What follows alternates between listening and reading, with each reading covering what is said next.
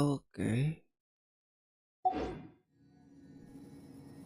Halo semua, jumpa lagi dengan gue FiziMeds dan selamat datang di game Genshin Impact teman-teman. Bentar ya, tak setel dulu nih audionya. Soalnya gue mau menjalani quest Arlecchino teman-teman biar bisa buka boss weekly-nya ya. Boss weekly baru sorry jadi cadel gue. Sebentar.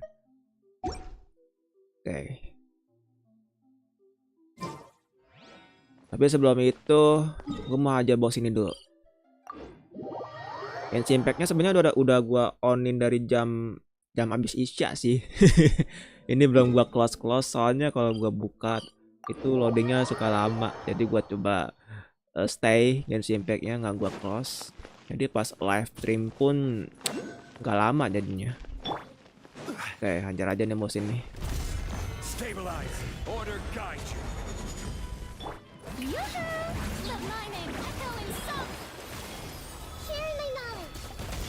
To the chase. Speed of light.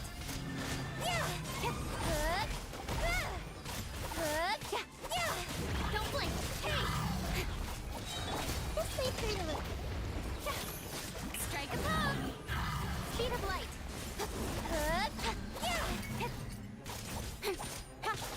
Incoming. Pengen coba nggak pakai gel gue.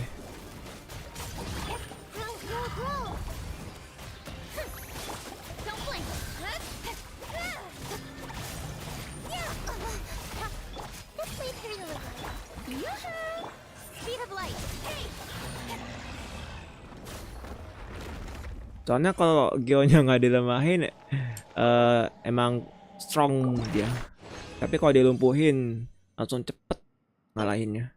Maka gue pengen coba aja nggak pakai nggak ngelemahin bosnya.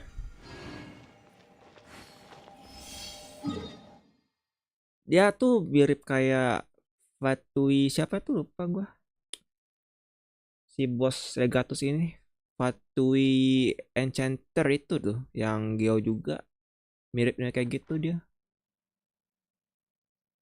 Kalau ngadepin bos Legatus Golem. Itu material buat apa? Material buat Arlecchino, bos yang tadi. Soalnya abis quest ini gue emang konsis mau ke Arlecchino, teman-teman. Arlecchino, Cino, Arlecchino. Soalnya lagi red on. Kemarin udah gua gacha di banner Miko, tapi dapatnya Tignery. Gua coba gacha lagi di banner Chiori, berharap pengen berharap dapat gitu, tapi tidak dapat. Dan alhasil di banner Arlecchino ini gua fix sih bakal dapat Arle karena lagi kondisi red on dan bukan tipu-tipu lagi istilahnya. Daily, gua nggak perlu daily karena gua mau nge-quest. Saya mau quest Arle. Oh, untung aja. Oh, gue kurang satu kunci toh. Oh iya, quest Xiaomi yang belum gue kelarin. Ignis naon? Mode fokus dalam quest. Ignis Purgatorius. Ini fitur baru yang disediakan HONKAI di patch 4.6 ini. Aktifkan mode fokus untuk menghindari konflik dengan karakter atau lokasi yang terlibat. Jadi kalau kita aktifkan mode fokus ini, kita nggak teralihkan sama quest-quest yang lainnya lah, ibaratnya kayak gitu. Misalnya kayak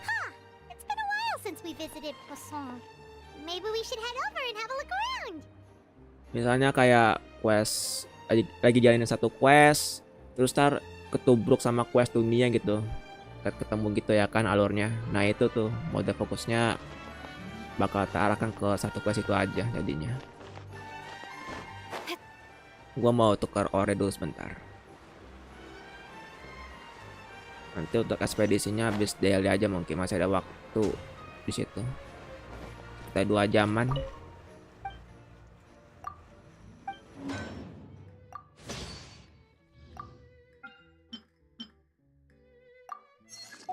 Oke. Oh, hello Milo. Apa kabar Milo? Oke, gasken, Fijimi ke Poison. Dimana ada bencana terjadi di Poison. Gara-gara ada gempa katanya. Terus orang-orang meninggal di situ. Meninggoy. Orang-orang di Poison. Termasuk pengawalnya si Navia. Pengawal setia Navia. Melus dan Silver. Wih, gue masih inget banget nama itu. Padahal mereka aksinya keren juga loh di cuplikan Opera Eclipse apa Epicless kemarin itu. Kayak kata gua nih GGWP juga. Kayak ketemu lah teman-teman. Quest Story Arlecchino. Ignis Purgatoris. Hey, traveler, Paimon. Oh, Paimon knows that voice. Over here.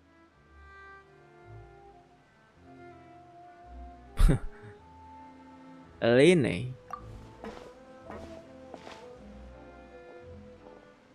To borrow one of the more popular turns of phrase at the moment, this appears to be quite the fated reunion.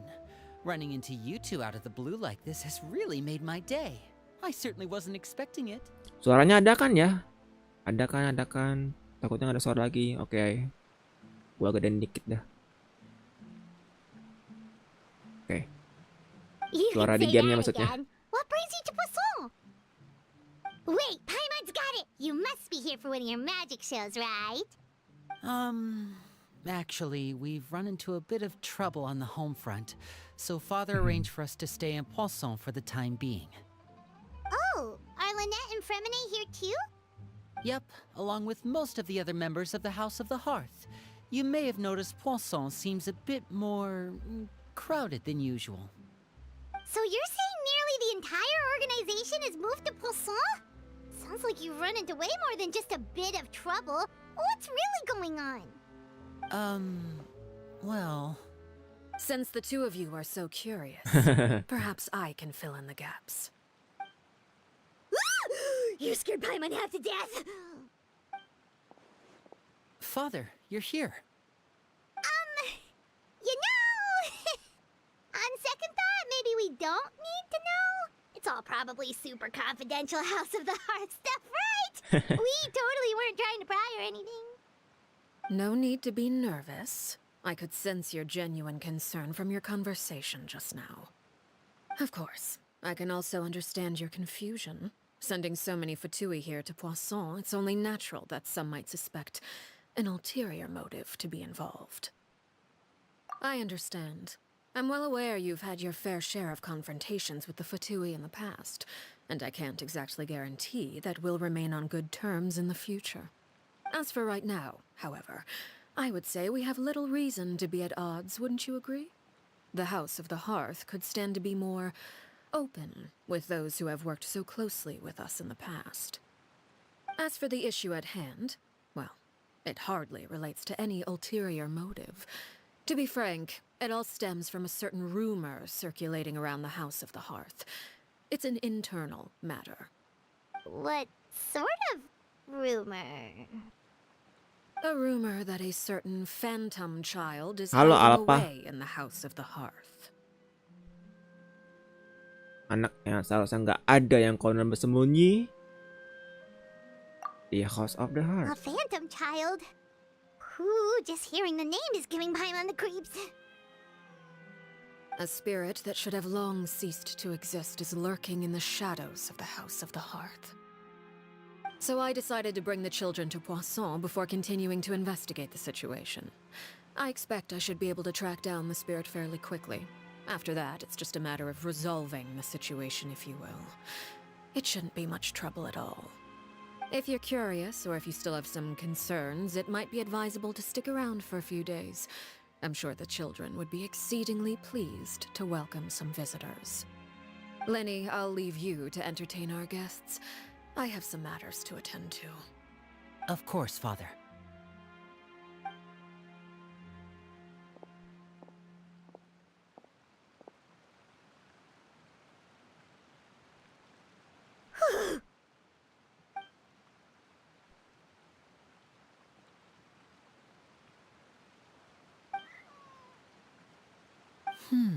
It has long been a dream of mine to invite you to our home and introduce you to my other siblings.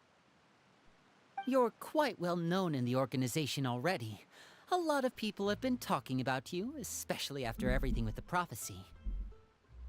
If you're willing, why don't you stay a while and have a little chat with us? Alright. We don't have anything else to do right now anyway. But let's be clear, we're just gonna be there as guests, okay? Don't get any funny... Oh, wait a second. For your guests, that probably means we'll be treated to lots of yummy food, right? Of course. During our stay in Poisson, we've been helping out the locals with some fishing. We bring in quite the bounty every day. In fact, today is the perfect chance for me to show you what I can do in the kitchen. Let's go. I'll take you to where we're staying. Kobaran tunggu sirna dimulai. Ignis Purgatorius. Ignis Purgatorius. Oke lah, lanjut ke rumah ya.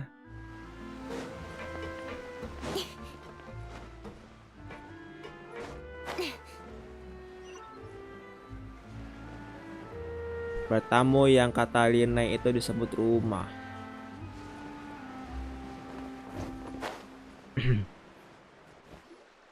We rented this house from one of the locals to use as a temporary base.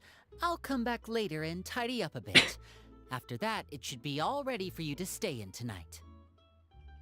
Awesome, thanks! So, where are we off to now?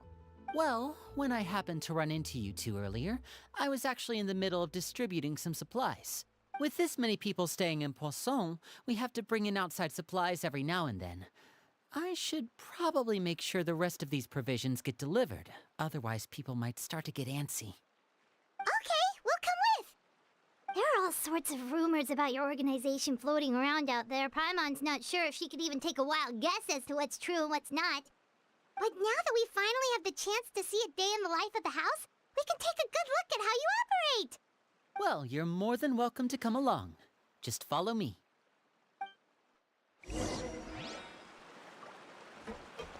Material itunya Arlecchino juga sama kayak Lina ya. Dia ada butuh rainbow rose.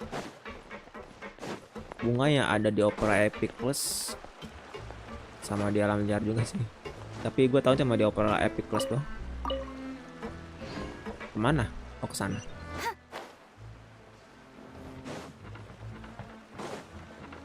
Oke, ada NPC lagi nih.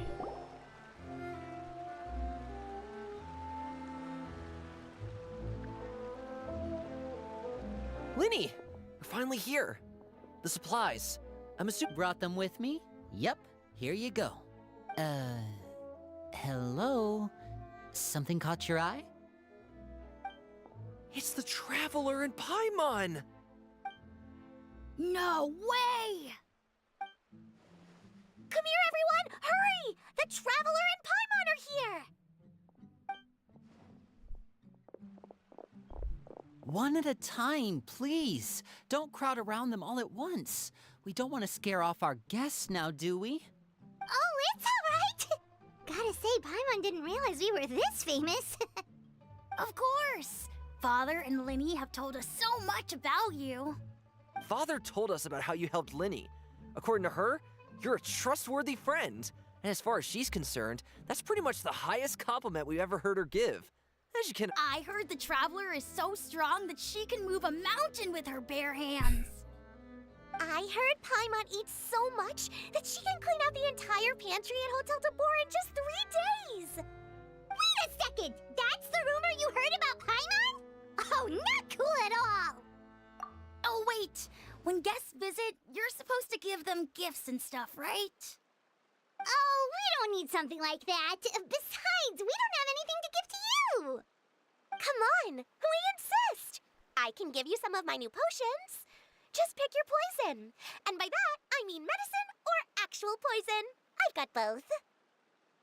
Huh? Or maybe Shaplo can teach you guys about stealth. He's super good at it. He's never been caught. Ah, now that's not a bad idea. I know you usually prefer to fight head-on, but it never hurts to expand your bag of tricks, right?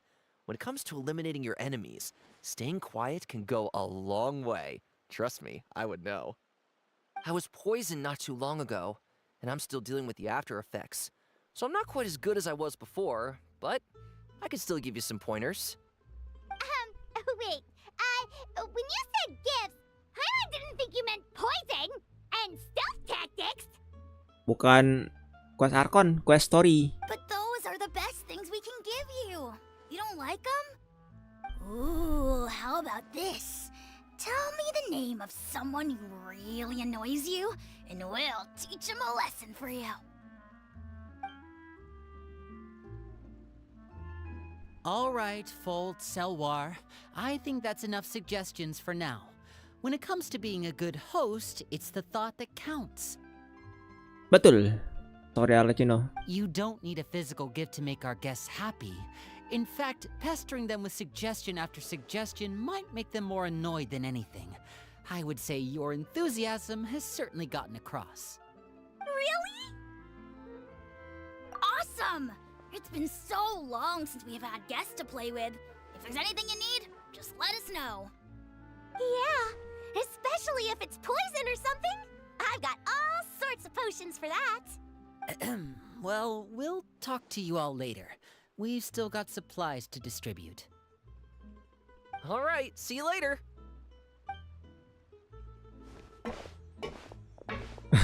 Ya santuy. Apa?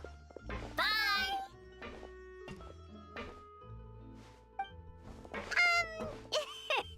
Lenny, about all that poison and stealth tactics talk just Kalau now. ngantuk tidur aja, jangan ditahan-tahan. Nanti jadi mata panda. Scared you, did it? That kind of talk comes with being part of the House of the Hearth. When Foltz was really young, he strangled all of his family pets, just out of curiosity. He was labeled a dangerous problem child and was abandoned by his family. Elwar has an unnatural obsession with potions. Father has forbidden her from trying all the different concoctions she comes up with, but she still tries to test them in secret. You really have to keep an eye on that one. Chaplot is around my age. While I'm mainly responsible for collecting intelligence, he handles surveillance. He's very passionate about his work and has no reservations about taking on some very difficult missions. I know you two probably aren't used to that kind of talk, but I can promise you they only had the best of intentions. Things like stealth tactics and developing different poisons, they really mean a lot to them.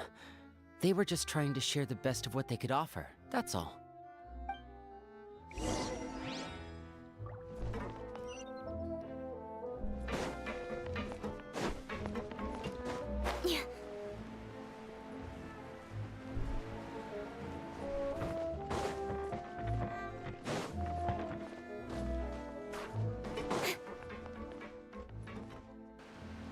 Filial, supplies are here.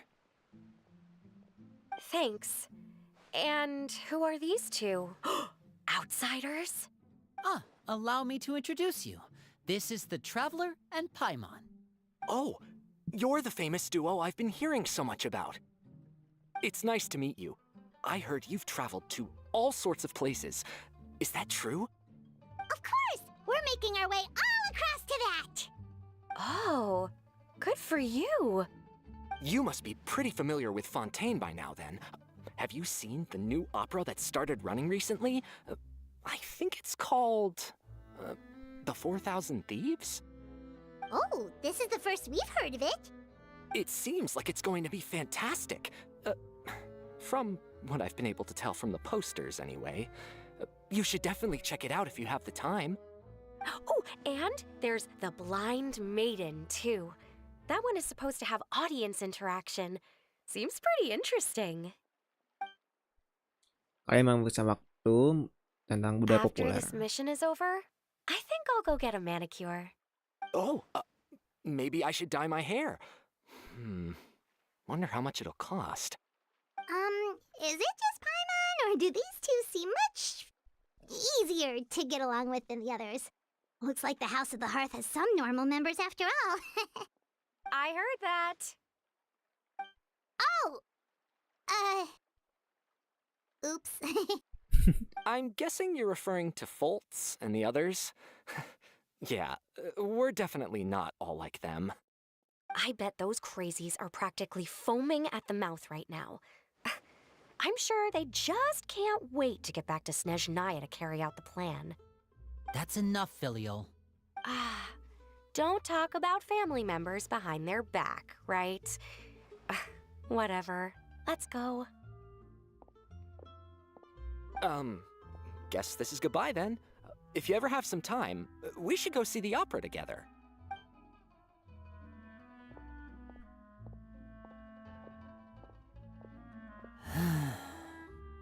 Well, that's it for the supplies. We should probably head back as well.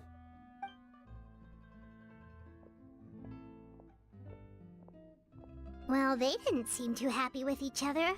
Seems like there could be something more going on here. You're right. We're only here as guests after all. Oh, Linny's getting super far ahead. Come on, let's catch up.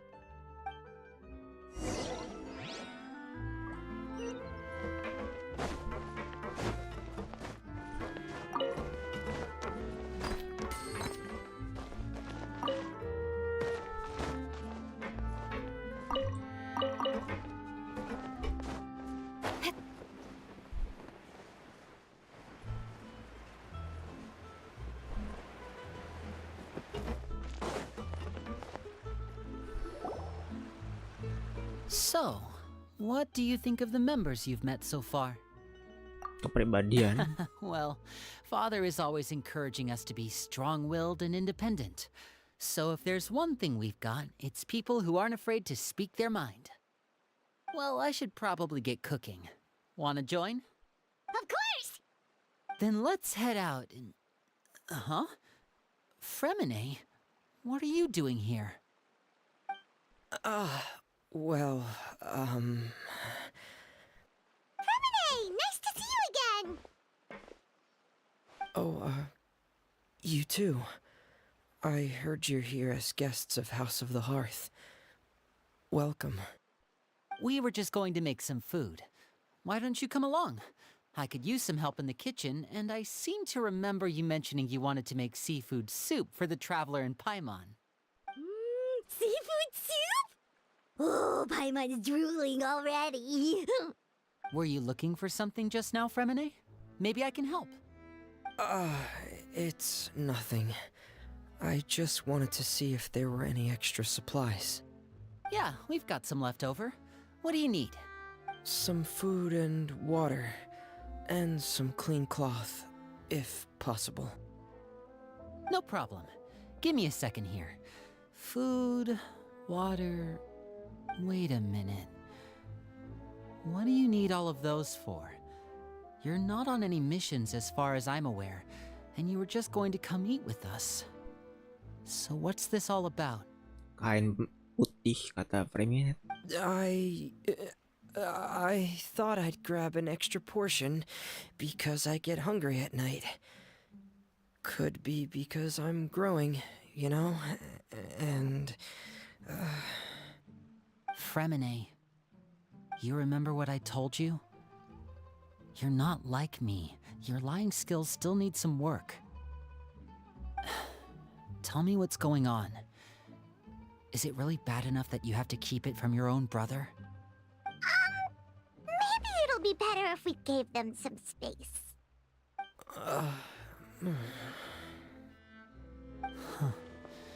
This is the first time I've seen that kind of look on your face. Whatever happened, does it have something to do with Father? Yes. Just follow me.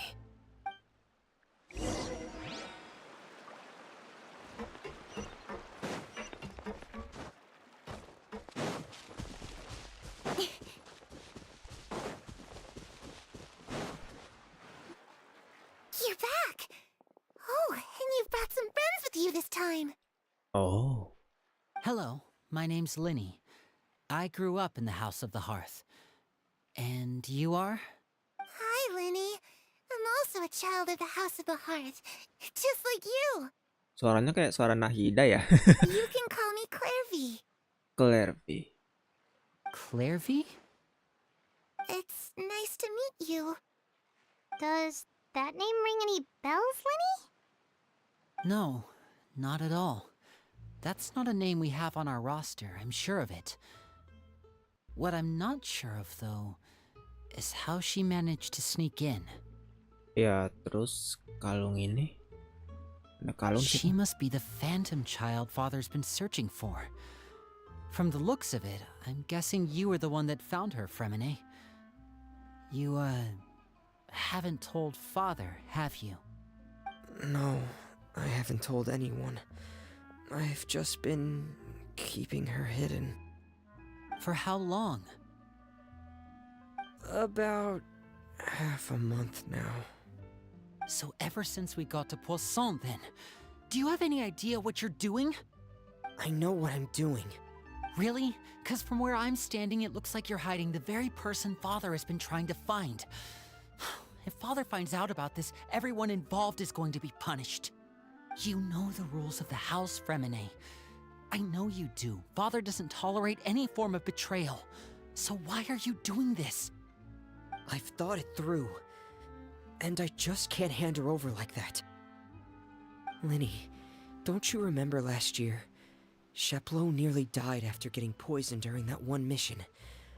He wasn't able to get back before the poison started taking effect, and not a single person was there to help him. That night, while I was sleeping, I heard a voice telling me to go save him. I opened my eyes, but I couldn't find the source of the voice. I thought maybe I was just hearing things, but I went to look for him anyway. Luckily, I got there with enough time to save his life. That feeling of being haunted, of hearing voices, it's happened many times in the House of the Hearth. I'm sure you've noticed. So what you're saying is, that was her? She was the one who spoke to you that night? Unless there are other spirits roaming around the House of the Hearth, I don't think there's any other possibility. If Clairvy were our enemy, it wouldn't matter whether she was a spirit or an actual child. I would have acted without a second thought, because that's what Father ordered us to do. But she's been living with us, helping us from the shadows all this time. I think that makes her family. I couldn't just hand her over to be dealt with. Not when there's so much we still don't know. So what's your plan then? You can't keep her here forever. Someone is bound to find out eventually. I haven't thought that far yet. I don't want to disobey an order from Father, but I also don't want to put Clairvy in danger. Come with me. There are a couple things I'd like to say to you in private.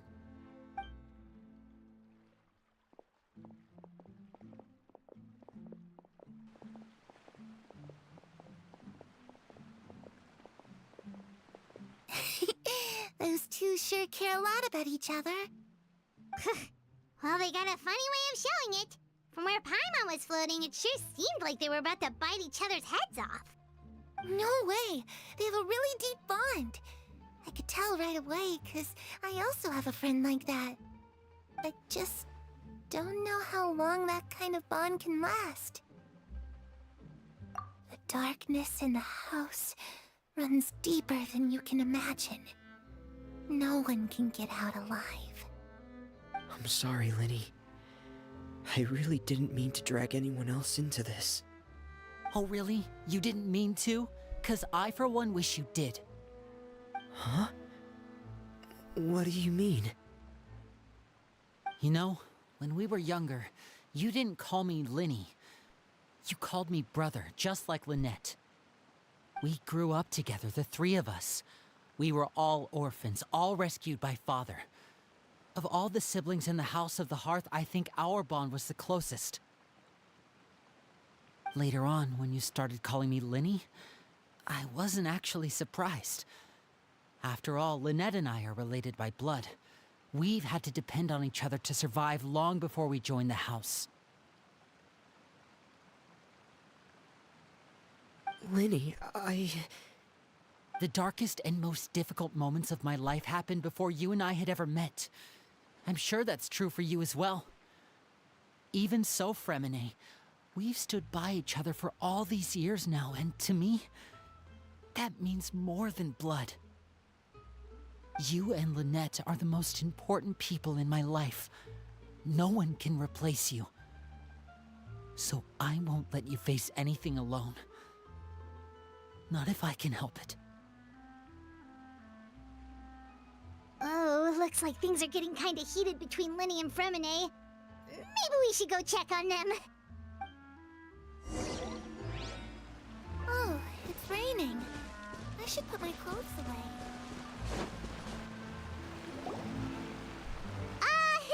Hey, you two! Hope we aren't interrupting anything. Like a fight, or... Oh, wait a minute, Fremine. You're not crying, are you? Is everything alright? Everything's fine. Thanks for asking. Well, we're all friends here, right? We've been through so much together, so if there's anything we can do to help, just say the word. It's just a small family dispute. It's not something our guests should trouble themselves with. In fact, it might be better if your stay ended here. What are you getting at, Traveler? When guests are around, families are often on their best behavior. And any disputes are less likely to escalate. That's what you're trying to say, isn't it? I just... Thank you. I was really hoping to keep you out of it. But even if I could think of some other reason to turn you away, I'm not sure I could convince you. I know things could turn dangerous, so I promise you this. From now on, I'll protect you like my life depends on it. Me too. Well, back to the matter at hand then. If we don't plan on handing Clairvy over to Father, then our only other option is to solve the mystery of her identity before Father is able to track her down. That means finding out where she came from and what she's doing here. Then we can send her on her merry way and pretend like none of this ever happened. I've tried that already. And? And... nothing. I tried taking her somewhere really far away, but... after some time, she just reappeared. She even came with us all the way to Poisson. It seems like wherever the house is, she follows.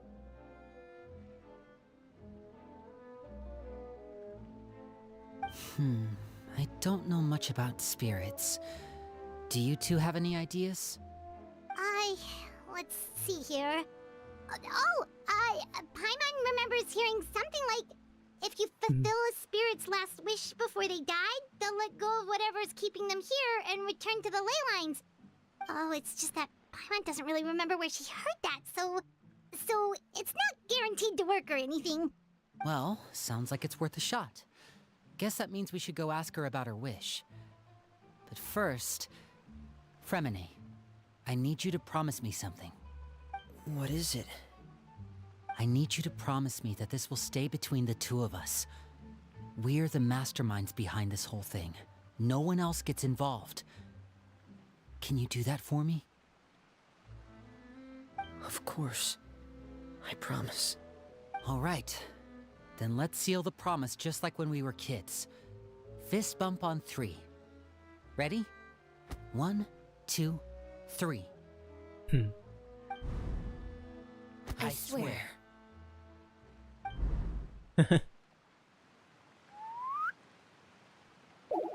Lynette.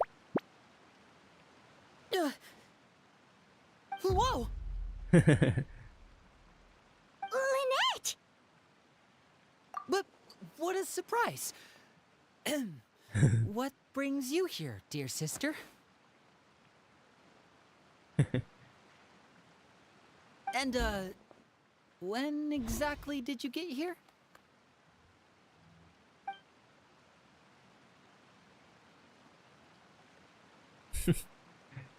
You're an idiot, brother. And you too, Fremine.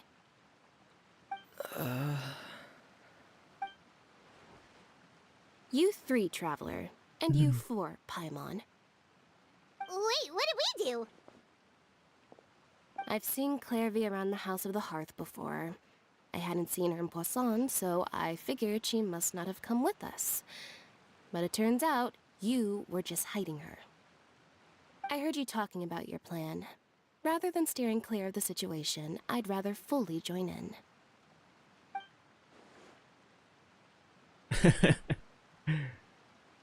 If you don't agree, I'll have no choice but to report everything back to Father. Ada gara-gara Simple kepala as that. sebelum.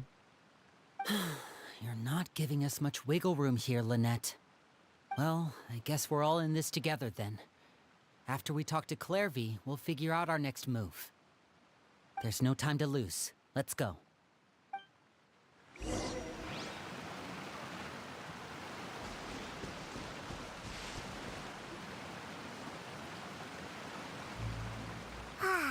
I'm full.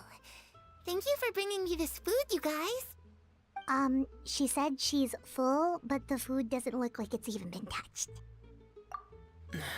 That's right. Based on what I've been able to observe, it doesn't seem like Clairvy can interact with the physical world at all. Still, when she's presented with food, she'll always linger around it for a good little while. Maybe, in her mind, she really is eating those things. Does she know that she has already passed away? I've tried to ask her, but she didn't answer.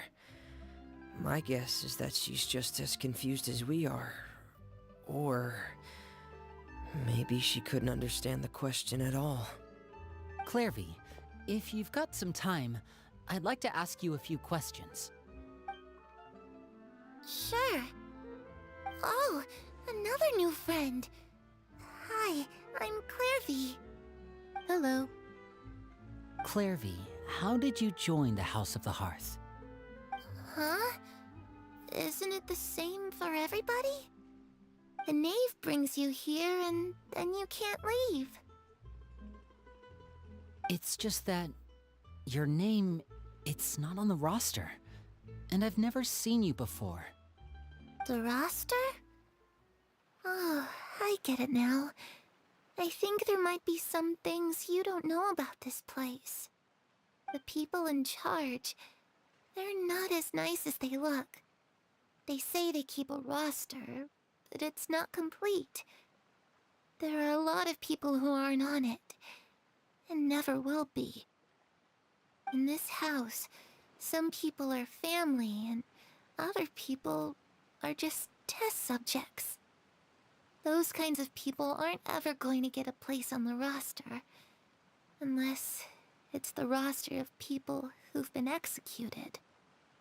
Wait, does that mean the knave... Is there anyone that can vouch for you?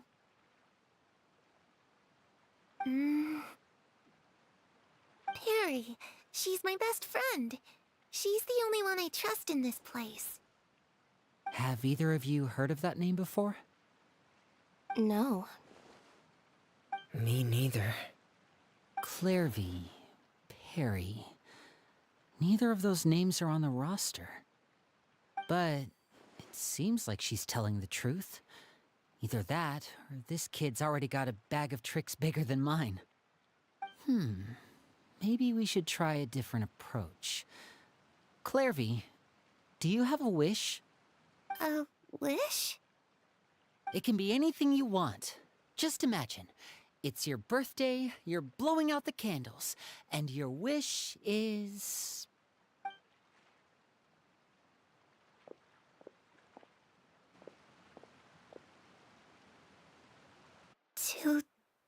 To go outside. Where the sun can find me. That's it? Well, that sounds easy enough. The darkness in the house runs deeper than you can imagine. No one can get out alive.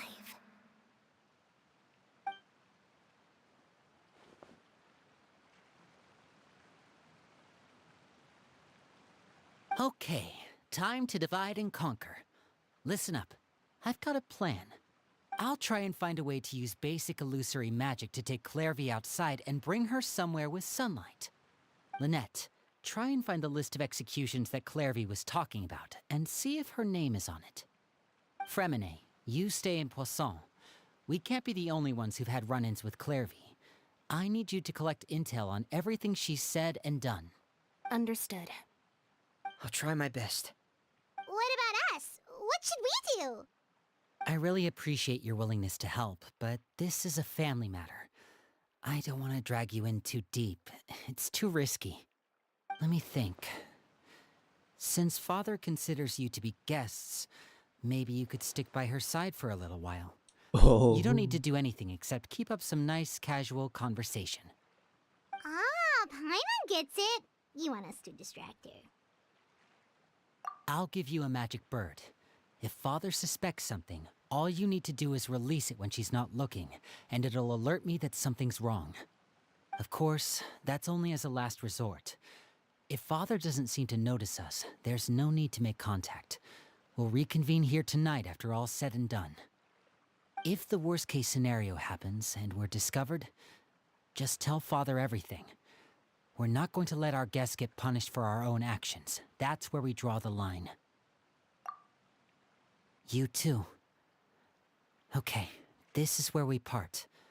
Father should be at the beach nearby. Oke, di tepi pantai katanya. I really hope this goes well. No, it has to go well. That's the only way this can get resolved.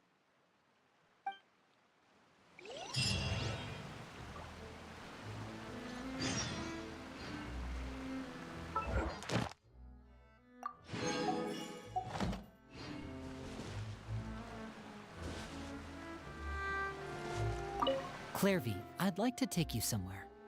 Is that okay with you? Sure. Where are we going?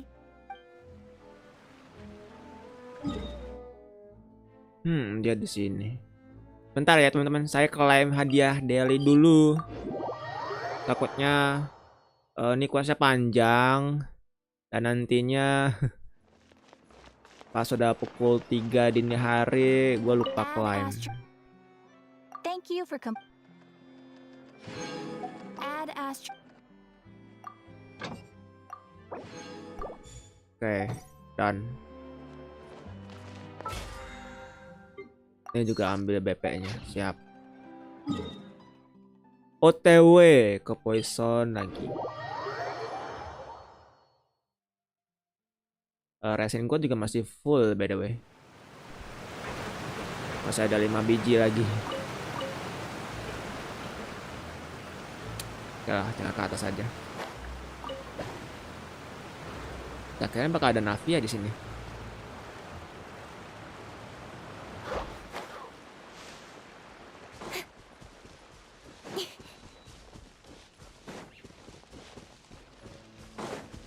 Wow. Ada Mas Child. Si Mas Tatang ini. Child! Ada Child. Hey, aren't you supposed to be in Snezhnaya recuperating? What are you still doing in Fontaine? Oh, it's you two. I didn't expect to run into you here. I was unconscious for quite a while after the fight in the Primordial Sea. After I woke up, I realized I was being taken back to Snezhnaya. Tapi dia epic banget pas dicepikan bersama bos itu tuh, ngelawan bos Aldevouring Well itu. I couldn't have that now, could I? Not when I've still got unfinished business here in Fontaine. So, I mustered up all my strength and made the journey back on my own. What sort of unfinished business are we talking here? It has to do with Skirk, my master. I really wanted to meet up with her, but by the time I got back, she had already left.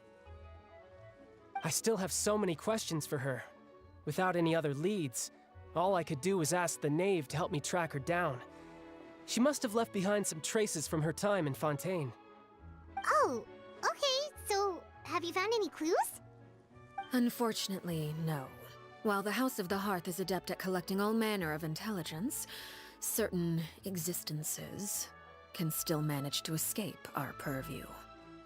Basically, unless Master feels there's a need to meet with me, she's not going to be found. But that problem has an easy fix.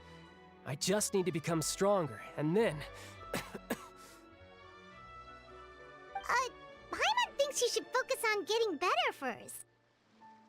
Lagi ke Genshin. Biasanya yang naga-naga itu Sabtu Minggu match. The worst of it is over. Sabtu Minggu game yang bukan dari Hoyoverse. It's all thanks to that one kid from the House of the Hearth. Elwar, I think her name was. She gave me a bunch of random potions to drink. They didn't go down easy, let me tell you. Pain and chills all over. But they really did help speed up my recovery. Well, it consists ini dulu ngatur konten gue juga. Jadi nggak hanya game ini aja gitu maksud gue. And that's good, because it looks like I really do have to head back this time. The old man's been putting the pressure on me. He sent someone to tell me I'm needed for some sort of project. Project Stuja? Project Stuja. Nah, Stuja tadi ya. Gue pernah dengar kata Stuja itu. Kemarin sih gue liat di TikTok Project Stuja dia bilang. Yeah, that's the one. I heard Regretter's involved too. I'm not looking forward to having to listen to all his monologuing, that's for sure. Hey, maybe you could think of a way for me to stay in Fontaine for a little longer. Regrettor tuh yang si Pantalon itu ya.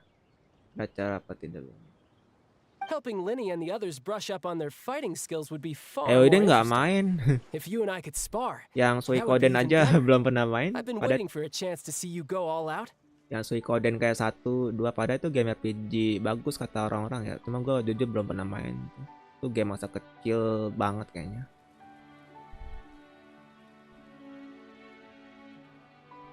And what a sweet little daydream that is. But I also have a role to play in all this. I'll be leaving Fontaine shortly as well. Besides, considering how little they see fit to step outside the homeland, being called on to return to Snezhnaya by such illustrious dignitaries, what a great honor. Wouldn't you agree? One I could do without, I'd say. Is it just Paimon? Or does it kind of seem like they're...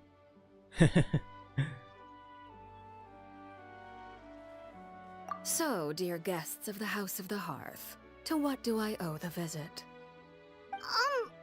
Well, we just... Right! We're super close to Linny and the others, but we still don't know much about you!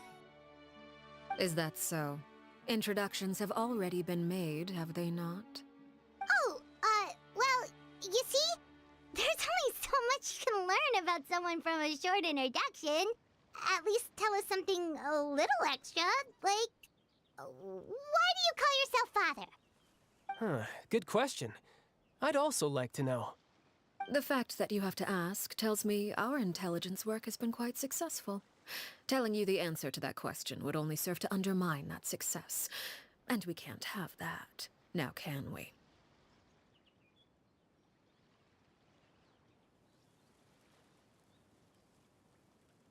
Spoken like a true diplomat. That was some expert sidestepping right there. Well, if there's nothing else, I think I'll take my leave. I still have a small matter to resolve at home. Wait, don't go!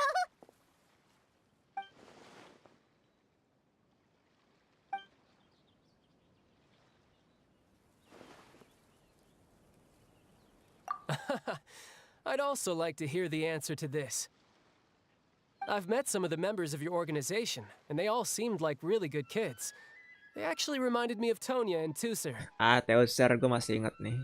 Di questnya Sal kalau nggak salah. Which, by the way, if you ever betray them, I'm just letting you know, I won't let you off easy.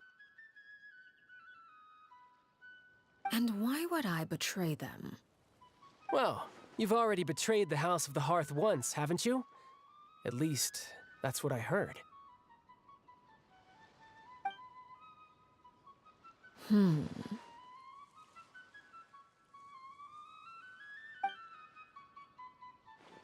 Okay, I admit. That's just what the old man told me. The But rooster, what? I mean. The roster.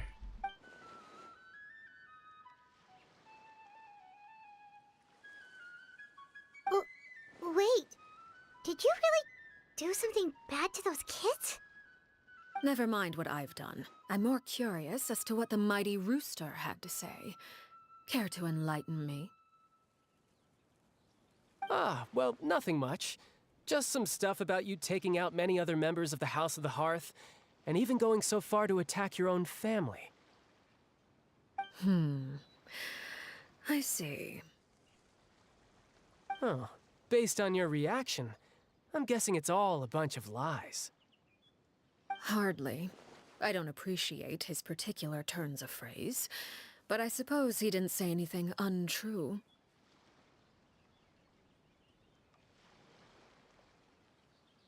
Although, it would be more accurate to say that there is a certain level of prejudice involved, but I don't intend to clear that up just yet.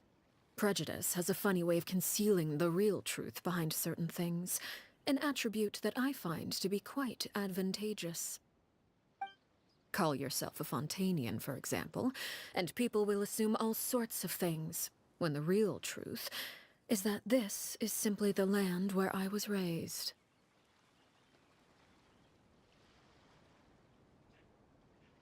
Huh? You're not actually from Fontaine? But then, why did you try to help out with the prophecy and everything? I was trying to protect the children born in Fontaine. Claiming that I myself was a Fontainian simply made it easier to operate. People would hardly suspect a fellow Fontainian of having any ulterior motives. Who wouldn't want to save their homeland after all? The primordial sea wouldn't have any effect on me, but it would have caused great harm to the House of the Hearth. Well, you wanted extra information, didn't you? There you go. I hope that satisfied your curiosity.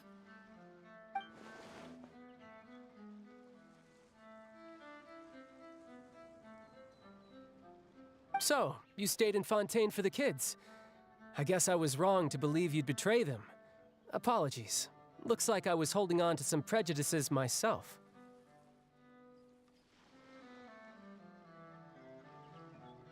Good. Like I said, I like it when others have misconceptions of me. Actually, while I was recuperating at the House of the Hearth, there was something else that really caught my attention. I heard that members always resolve disputes and arguments with a friendly spar, and the loser has to back down. Seems pretty cool if you ask me. Would also give them plenty of opportunities to hone their skills. Well, that's only a recent development. In the past, such spars weren't nearly so friendly. The losing party would lose everything, including their life. They were that high stakes? Whew, at least that's not a thing anymore.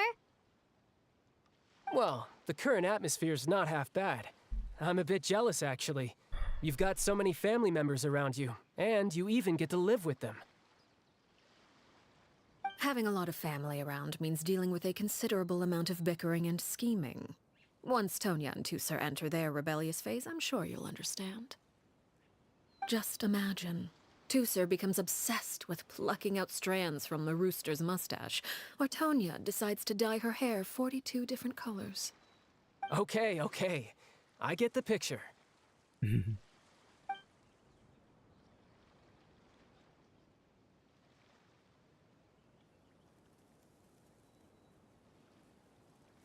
Well, would you look at the time? I should probably get going. Iya, cuy. Ada child gitu, kondisi apa keadaannya di Traveler, Paimon, I'm not sure where our paths will cross next, but the next time we run into each other, we should definitely try and find some time to spar. keadaannya dia nggak terlalu buruk juga pas ketemu sama Arlecchino. Ada jelas lagi. Again, maybe this is a conversation we can have when you look less like you're gonna keel over. All right. Well, Thanks for everything, Arlecchino. No thanks necessary. You also played a part in obtaining the Gnosis. I would say we can call ourselves even. I like the sound of that. Well, I'm off. See you all some other time.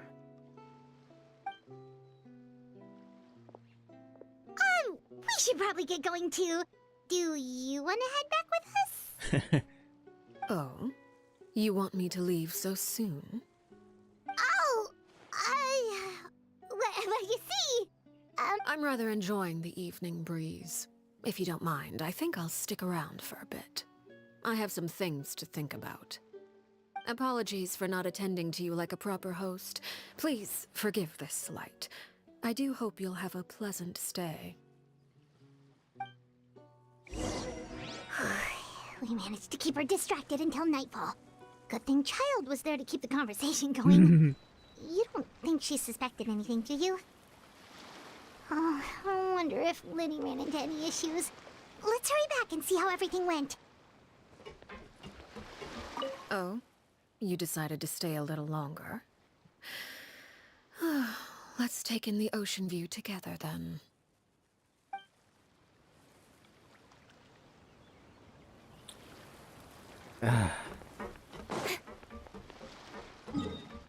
Masih ada rahasia lagi tuh.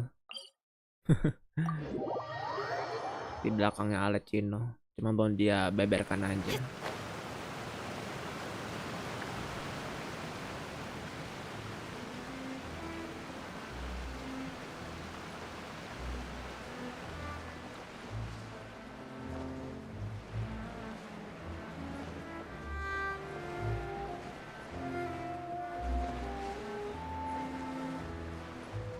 Oke, sibling ini berkumpul. Hey, how did everything go? Well, long story short, we ran into a small issue. Clairvy can't go into the sunlight. Everything was fine at first. She followed me up to the surface just like I told her.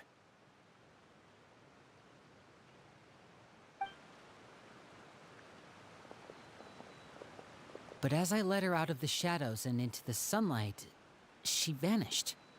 She vanished.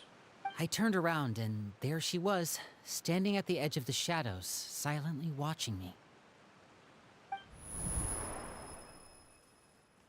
Huh. Maybe she's afraid of sunlight, or...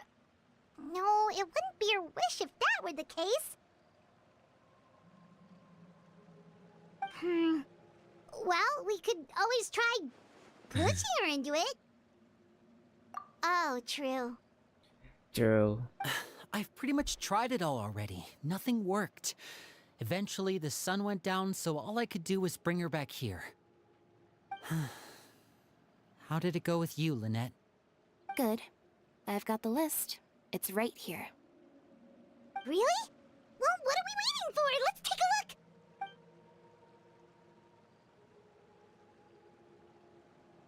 Oh, that's a lot of pages. Oh, it's gonna take forever to get through it all. We can each take a section. Here. La Pouillade, L'Endroit, Chambel, Horaire. Horror. Landois. La Poyade. Jambel. Kalau diplesetin jadi gembel kali ya. Ini jambel, teman-teman. Itu kalau diplesetin. Oh, yikes. That Horaire guy has a huge scar on his face. He's kind of giving Paimon the creeps. Ah, I've met him before. The scar is from an injury he received during a mission. I still remember him joking with me about it. He said any future lover would take one look at him and then lose all interest. Did he say anything else? Well, I asked if there was someone he was interested in. He said no, and that's where our conversation ended. It was only later that I learned he really did have someone he liked. He risked everything to escape so he could be with her, but it didn't work. One day, Father asked to see him, and, well, I never saw him again after that.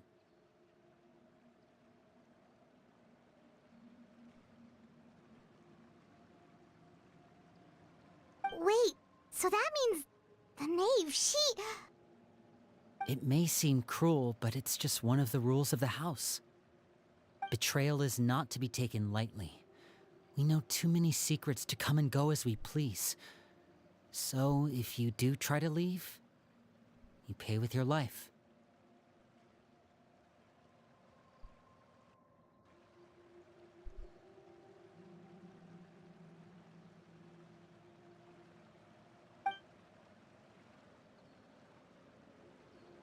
Her name's not here, huh? Well, that's not too surprising. It doesn't seem like this list is complete. It only contains records dating back around 5 years. Let's shift our attention then. Fremine, were you able to find anything out? Fremine. Sorry. I was thinking about something. I managed to talk to quite a few people, but I couldn't help but notice that the atmosphere in the house was a little... strange. Strange? Yeah, I mean, I know there have been arguments in the past, times when people haven't gotten along. Chaplot and Filial are a good example of that. Oh, those are two of the people that we met while delivering supplies. Paimon can see how they might not get along. They had very different vibes, and their, interests seem to be pretty different as well. That's to be expected, actually. Father brought us all here, shared her knowledge with us, taught us how to fight. That's one thing we all share. But that's also where the similarities end. Not all of us feel the same desire to stay here. As members of the House of the Hearth, we're also considered part of the Fatui. And to a lot of people, that's an identity they never asked for. Certain members get older and realize they want something else for themselves. But considering the rules of the house, most people would never say that out loud. People like Chaplot and Foltz are loyal to Father and her vision. They're proud to be part of the Fatui. Filial and Nantoy, on the other hand, well, they aren't quite as enthusiastic. These kinds of conflicts have always been there.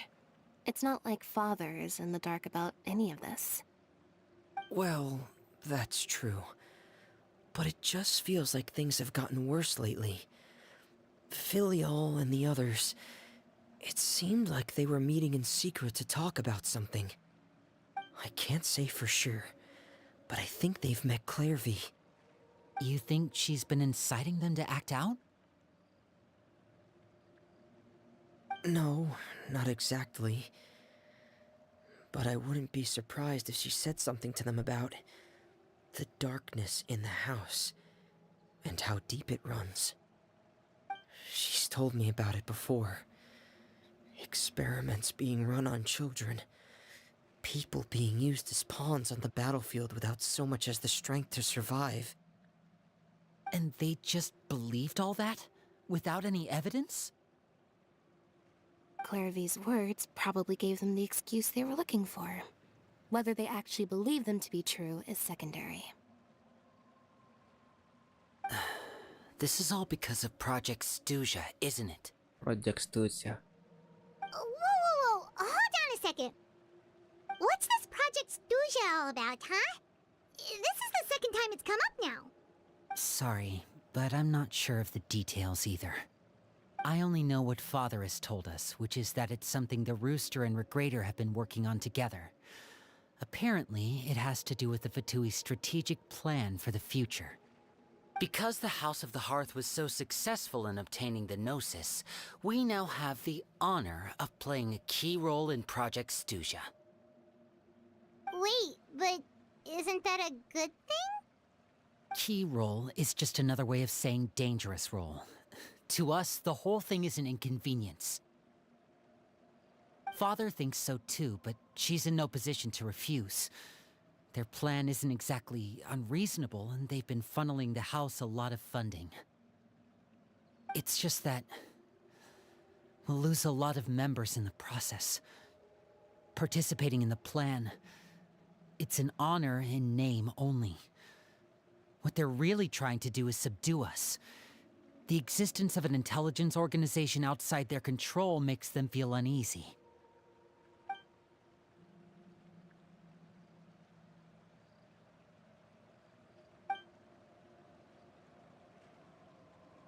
Okay, super complicated top secret Fatui business aside, what does all of this have to do with the conflicts you were talking about earlier? Paimon doesn't get the connection. External pressure has a way of exacerbating internal strife. You can't overlook the power of fear either. People are afraid of dying, and that fear is often the impetus for a lot of stupid decisions. I thought resolving the Clairvy situation would make everything go back to normal. But it looks like things are more complicated than I thought. If we leave Filiol and the others to their own devices, sooner or later, Father will be forced to take action. We can only focus on one situation at a time, brother. You're right. Even if we confront Filiol and the others, it won't do any good. It might even make matters worse. We should focus on Clairvy for now. Well, it's getting late. We should head back and get some rest. We'll try again first thing tomorrow. Lynette, you stick with me this time. Fremine, keep a close eye on Filiol and the others. Make sure they don't do anything they'll regret. Good work today, everyone. Have a good night, and I'll see you tomorrow. Tomorrow. Oh, istirahat di rumah sementara di Poison.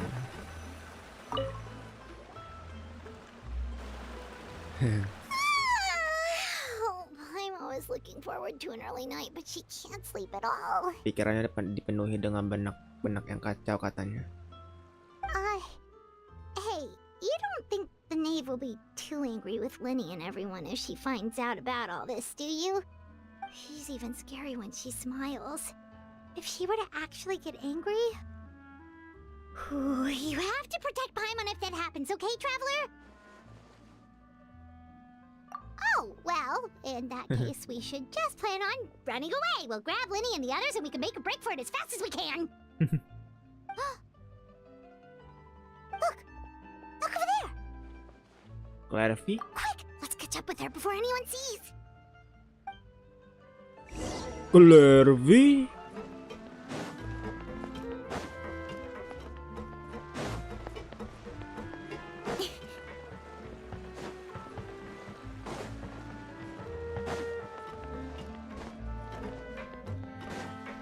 Kemana sih Clairvy? Over there!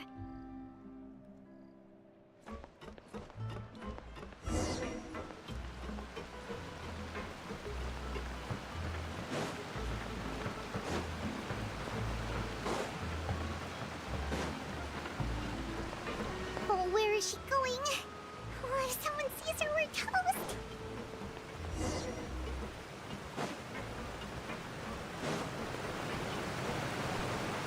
Oh, naik ke atas kita. Don't blink!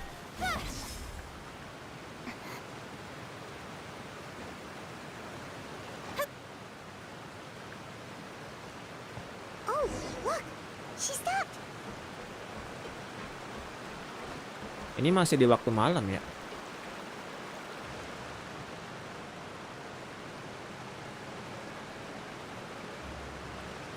Clairvy! I opened the window while no one was looking. Look how pretty the outside is. If only I could have more than this. You probably think I'm being silly, huh? All this hopeless resisting. It's better to dream of what I could have than try to make it a reality, right? Please, help us get on the same page here, Clairvy. We need you to tell us what you know. Can you do that? Sure. Although, after you hear all this, I think you might regret that decision. Everyone in this family is nothing more than a tool. Something to be used and exploited. We're all expendable. Including me.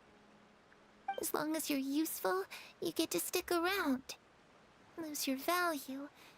You're handed over to the doctor, experimented on, and given a fate worse than death.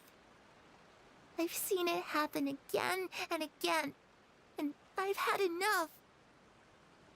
You're saying the knave did all that? It's just, that doesn't seem like something she would do. She's scary and all, but it seems like even she has lines she wouldn't cross. I knew you wouldn't believe me. Everyone thinks she's a good person. They all think of her like a real mother. Mother? But she doesn't deserve that title. She's disgraced it and tarnished it. And if I had things my way, I'd never see her again. If only Perry were here, she'd understand. Perry? There's that name again. Also, Paimon's getting a strange feeling. It almost feels like she's not really here with us. Paimon can't tell if she's actually talking to us or if she's mistaken us for someone else. Well, in any case, it seems like she really needs someone to talk to. We should keep her company for a little longer. She looks so young. But it seems like she's been through a lot. It's getting windy. I should close the window. Ooh, look at the moon. Isn't it pretty? Hey, wanna hear a secret? I heard that if you look up at the night sky in Snezhnaya, you can see the aurora. It's supposed to be super pretty. Even prettier than the moon tonight. Perry and I promised each other that once we're older, we're gonna go see it together. But I can't find her. I'm worried she's also been... No, that wouldn't happen to her. She's special. Mother likes her a lot. I should really go talk to Mother, but we just fought. She doesn't want to see me, and I'm too scared to face her. What should I do?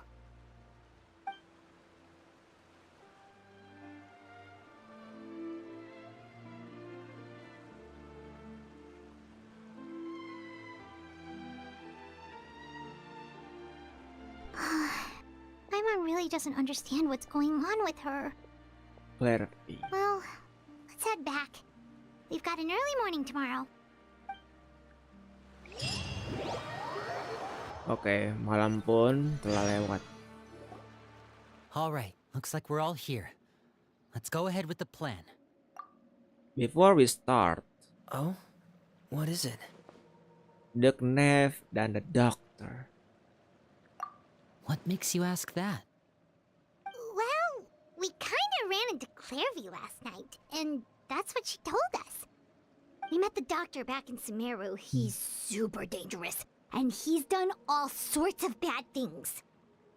It's possible that Father and the Doctor have had certain dealings, but I don't think Father would work with him. We're not really on the same side, so there's not a lot of trust between them. That doesn't exactly set the stage for a successful partnership. I did hear, though, that when Father first became a Harbinger, the Doctor offered to work with the House of the Hearth. Father rejected most of his proposals, except for one. It had to do with some sort of secret experiment. Secret experiment? Could that be what Clairview was talking about? I don't think so. I don't know any details about the experiment itself, but I do know it's an entirely independent operation. The Doctor only proposed a direction for the research. That was the extent of his involvement.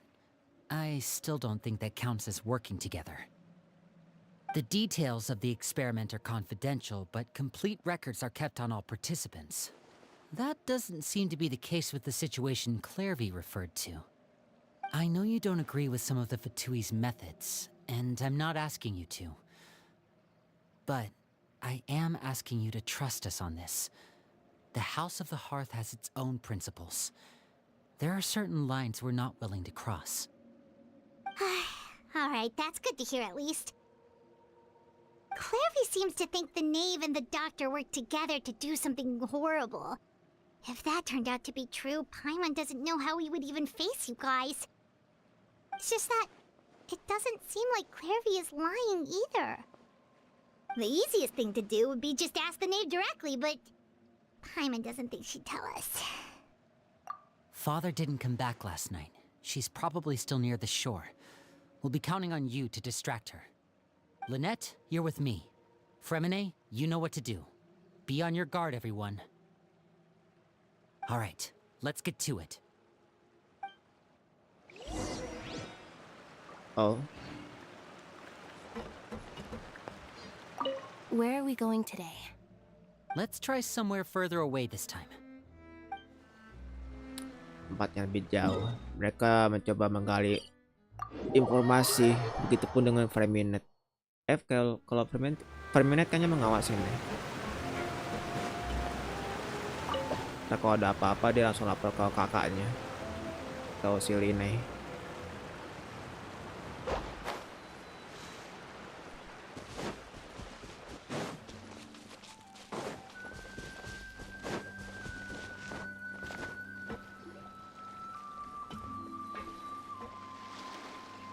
Ah, it's you two again. I must say, you look a bit pale. Did you have trouble sleeping last night? A little. Perhaps if you had less on your mind, you'd be able to absolve yourself of such troubles. So what are you planning to do now? Catch up on some sleep? Or should I give you some time to rack your brain for a topic to discuss before I ask any questions? Although I must profess to being curious. Without child here, how do you plan on distracting me? Us? Distract you? A good one. But no, we were just here for a chat. Looks like you could have used some extra time to think. No matter. If you don't have any other plans, why don't you accompany me somewhere? Don't worry. I'll be sure to steer clear of any scheming children. The ocean breeze is sure nice today. Children always think they can hide things from the grown-ups. But nothing gets past me. Least of all a little scheming. I think I'll let them have at it for a little longer. Well, I'll leave you to think things over. If you're so inclined, meet me outside the Palais Mermonia.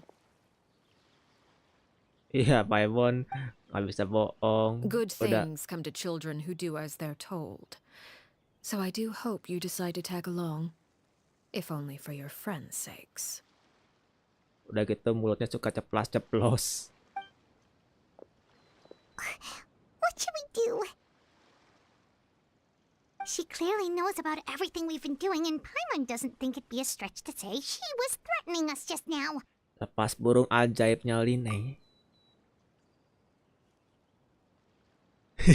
Langsung terbang gitu Good aja. idea. Hopefully he sees it in time. Lucu ini apa animasinya. Well, we should probably head to the Palais Mermonia. Paimon doesn't want to find out what happens if we don't show up. Based on what the knave was saying just now, it sure didn't seem like it'd be anything good. Okay, then we probably shouldn't keep her waiting. It seems like Linny and the others are on thin ice, so let's do our best to not get them in any more trouble. Palais Mermonia yang ada di kota Fontaine. Bakal ketemu sama Bang Leo Violet kah? Seeing as we still have some time before my meeting, we might as well enjoy some pleasant conversation while we wait. I'm glad to see you get along with my children. Being surrounded by good companions is necessary for a child's development. You're not planning on doing anything to them, are you? I assume you're referring to Linny, Lynette, and Fremine. Although, there's that situation with Filial and Nentoy as well. It appears quite a few people have been acting out lately. No matter. I'm not one to discriminate. All those who betray the house meet the same fate. There are no exceptions. Does that mean you're going to kill them? Oh, are you here to beg for their lives? I'm sorry to disappoint, but the rules of the house change for no one. In my organization, everyone is responsible for their own actions. But don't you care about them at all? They really respect you. They even call you father. You must feel something for them. Any organization in which feelings come before principles is one destined for ruin. The House of the Hearth is hardly an exception. You could say our principles are more stringent than most. Perhaps I can offer you this consolation at least. As our guests, you two will not be held accountable along with them. I would imagine Linny, Lynette, and Fremine will be able to keep their lives. As for Filion and Toy and the others, I'm afraid there's little I can do. They can try to escape, but once you know our secrets, there's no getting out alive. But that's awful. Ah, you seem concerned.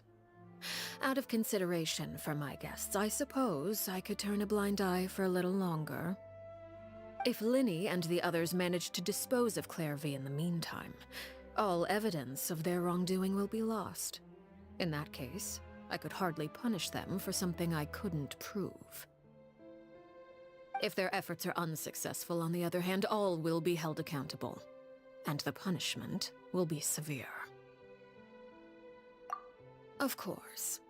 Oh, and here, I believe this belongs to you.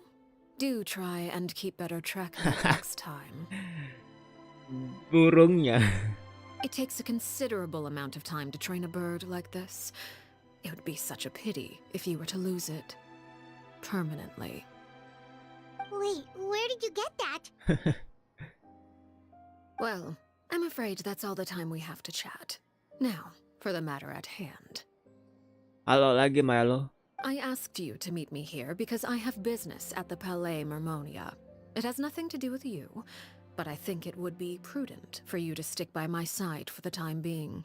There will always be time later to run off and tell Linny what you've learned.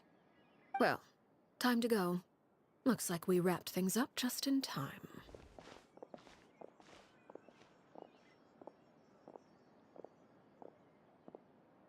Oh. Langsung off animasinya. Apa cuplikannya?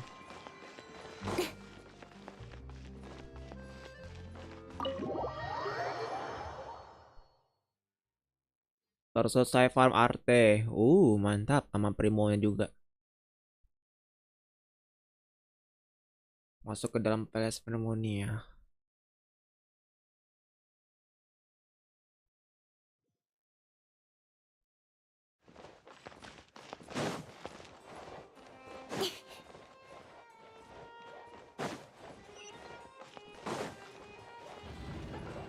Oh iya betul, ketemu sama Nevelet.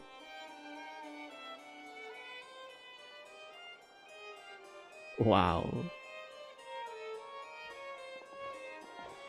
It's been a while, Monsieur Nevelet. Monsieur Nevelet. I must say, I wasn't expecting my meeting request to be approved quite so quickly. The Palais Mermonia operates with an efficiency worthy of admiration. It is only right that an esteemed diplomat such as yourself should be afforded the proper level of respect. Although, if I may speak plainly, I must confess that I did not anticipate we would have the occasion to meet again after presenting you with the Gnosis.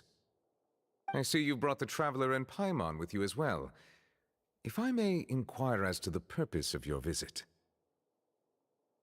I'll be departing Fontaine shortly. There is, however, an outstanding matter that I would like to see resolved before I go. It requires a rather lengthy explanation, I'm afraid.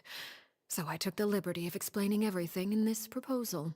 Please review it at your leisure, Monsieur Nevelet.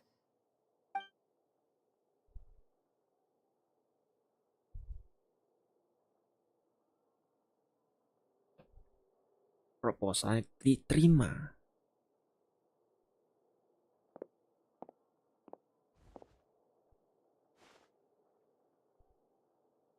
dibacain proposalnya. Mereka bertiga duduk. Arlecchino dengan duduk selainya. I understand your request. However, at the risk of causing offense, I must admit that I fail to see why you would wish for such a thing. I heard you have a certain fondness for water tasting, Monsieur Nervalet, so allow me to use water as an analogy. A family is like a large body of water with countless rivers flowing in and out.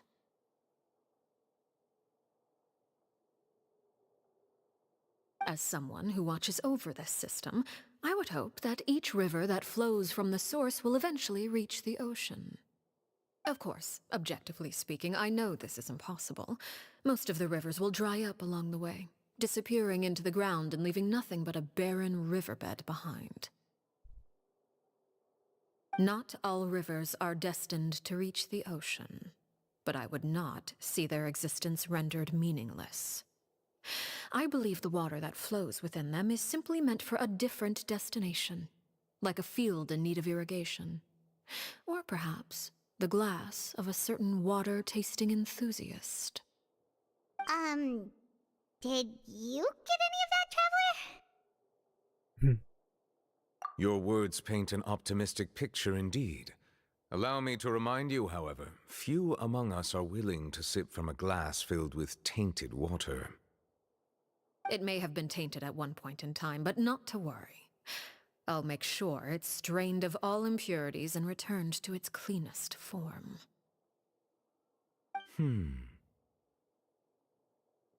I seem to recall there being a transactional aspect to your proposal. Perhaps you could expound on that? If you accept my proposal, Monsieur Neuvillette, I will gradually withdraw my forces from Fontaine. And, unless absolutely necessary, I will no longer carry out any special missions within Fontaine. I presume I can take your words to mean that, in the future, cases similar to the Tartuffe assassination will cease to cross my desk? Tartuffe? Ah, that thief who embezzled funds from all those charities, you mean? My deepest condolences to his family, but without any evidence, I cannot imagine how the House of the Hearth might have been involved in his passing. Of course, if you accept my proposal, Monsieur Neuvillette, I'm sure certain measures could be taken to reduce the frequency of such troubles. You choose your words carefully indeed. In that case, I am inclined to accept your proposal. My thanks for your generosity, Monsieur Neuvillette. Well, with that settled, we should be going now. I took the liberty of bringing along 2 bottles of spring water from Snezhnaya for you to enjoy. I do hope I get the chance to hear your impressions. Perhaps at our next meeting, yes? Indeed. I trust you would not overlook your commitment in the meantime. All right, Traveler Paimon. Time to go. Time to go.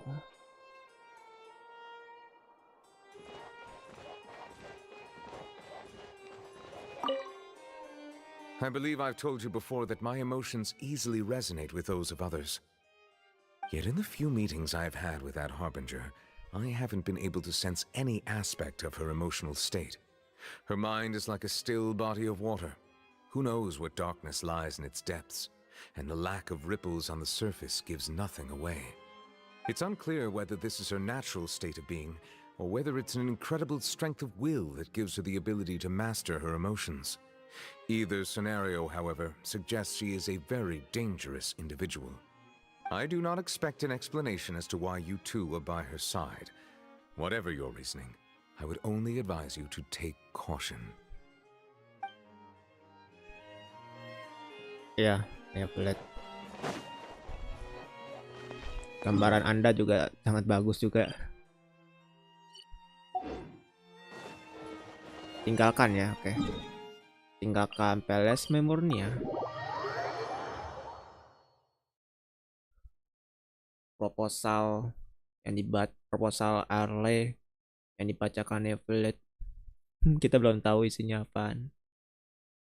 Cuman analoginya aja tadi diceritakan si Arlecchino tadi ya.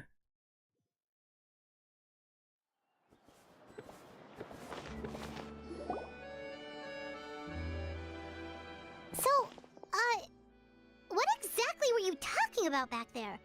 Paimon only heard you mention some rivers, a large body of water, and then some kind of irrigation scheme. You really want to know? I would imagine there might be more pressing concerns at the moment.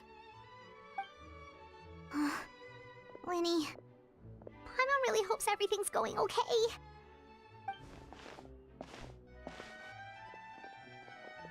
Oh, Paimon recognizes that look. You've got your thinking cap on, don't you, Traveler?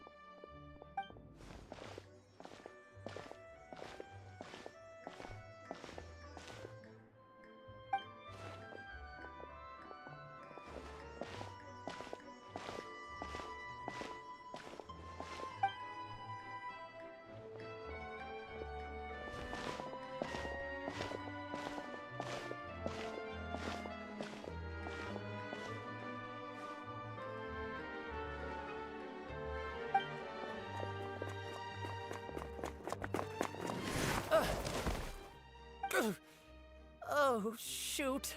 Are you alright? Oh, jeez. I'm so sorry. I was so focused on selling these papers, I wasn't looking where I was going. Well, let me make it up to you at least. Here, take this paper. On the house. Iya. Itu apa? Ada baret di sini. Oh, you don't have to give us anything. Please, I want to. It's not like I'm short on supply. All the extras will be useless come tomorrow anyway. It's my fault, really. I was just trying to bring home some extra mora for the family, but I bit off more than I can chew. I haven't had many takers today, so I'm still swimming in papers. What's going on here? Nothing much. I just ran into your friend here on accident. I should probably get going, actually, so... Hold on. Oh, kan bener. Of course, I'm happy to compensate you with mora, it's just... I don't have any Yeah, money at the moment. I'll take 3 papers. Here. Your payment. Oh! Thank you for your patronage. May the Archons bless you with good fortune. If only I had the chance to run into such generous customers every day. I should probably just take on a smaller inventory though, right? I'm getting married soon, so sometimes it's hard to not get ahead of myself. Anyway, I should head out. Goodbye! Well, now that my affairs are settled, we should take the boat back to Poisson. We've even acquired some light reading to enjoy along the Iya, way. cara baru. Quest baru juga. Actually, why don't we stick around for a little longer?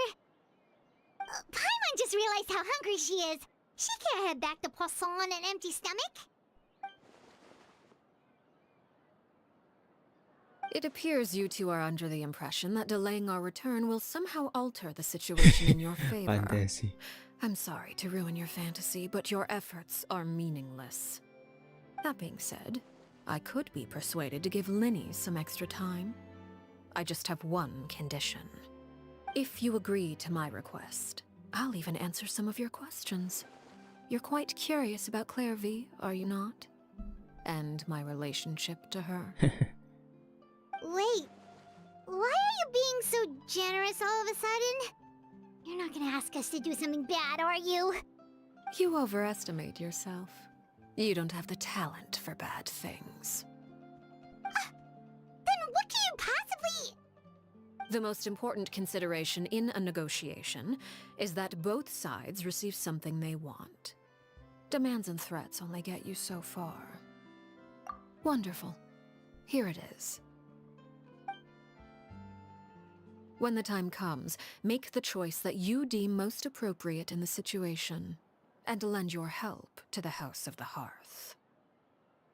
Okay, sounds normal enough. But what do you mean, when the time comes? When is that supposed to be?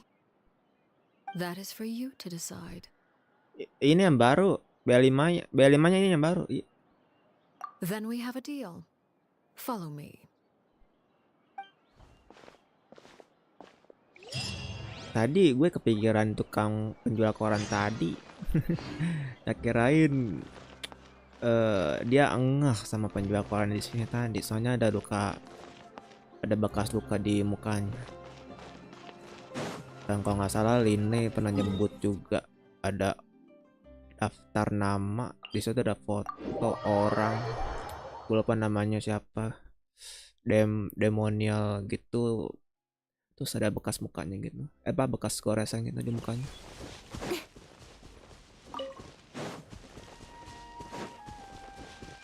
Jauh banget, bos. Enggak sih. Gak apa-apa lah, jalan kaki aja lah.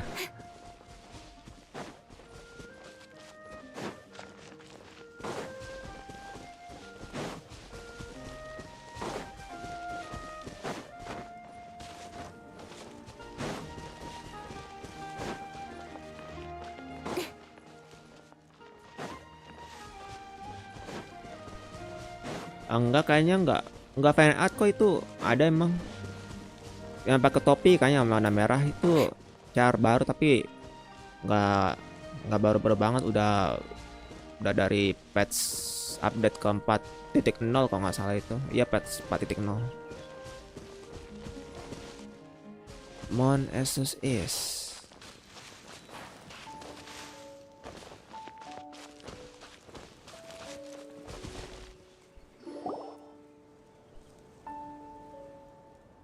What is this place? Somewhere long forgotten by everyone. It used to be a grand building. Now it's nothing more than a pile of rubble. hanya runtuhan saja yang tersisa. No one comes here anymore, nor does anyone care about what once happened here. Although, this place does have something to do with the story I'm about to tell you. Iya, ada hubungannya. It was before I became a harbinger, and before Linny and the others joined the House of the Hearth. Due to certain events, I first killed Clairvy and then her mother. And this is where it all happened.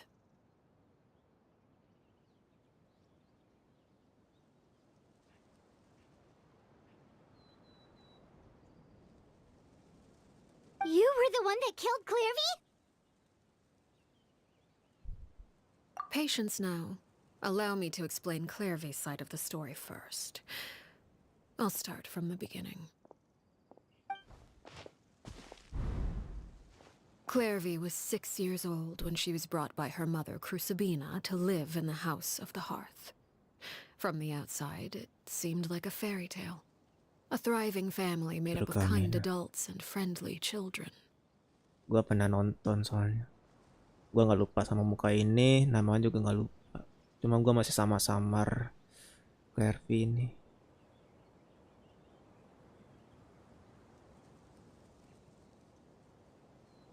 Crucibina was the knave at that time, and the House of the Hearth was under her control. She was Clairvy's mother by blood, but she was also the mother to all the children in the house. Clairvy was happy here, for a time. But she quickly realized that being part of this family wasn't a fairy tale at all. It was a kind of purgatory.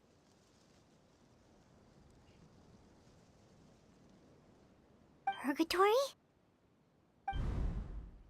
Exactly. The House of the Hearth takes in war orphans from all over Teyvat. But as for how to raise them, that depends entirely on the person in charge. Crucibina came up with a novel idea. She would teach the children to fight, force them to duel each other, and then crown as the king of the house the child who proved themselves most worthy of inheriting her title. It's difficult to estimate the number of children who died or were maimed in the process. There's little I can say about the ones who died. The ones that emerged with permanent injuries, on the other hand, well, they still served a purpose.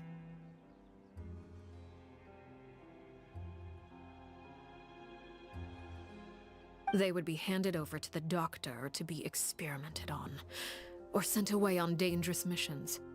Nothing more than tools to be used and then discarded. The Doctor. The Doctor. Dia tuh pernah muncul di Sumeru memang. So those were the experiments Clairvy was talking about. But what actually happened to her? You said that Clairvy was Crucibina's daughter, so if Clairvy tried to convince her to stop what she was doing, Crucibina probably would have listened, right? Despite being Clairvy's mother, Crucibina cared little for her daughter. She forced Clairvy to join the House of the Hearth only as a means to demonstrate her own impartiality as a mother, to prove that she treated all her children equally.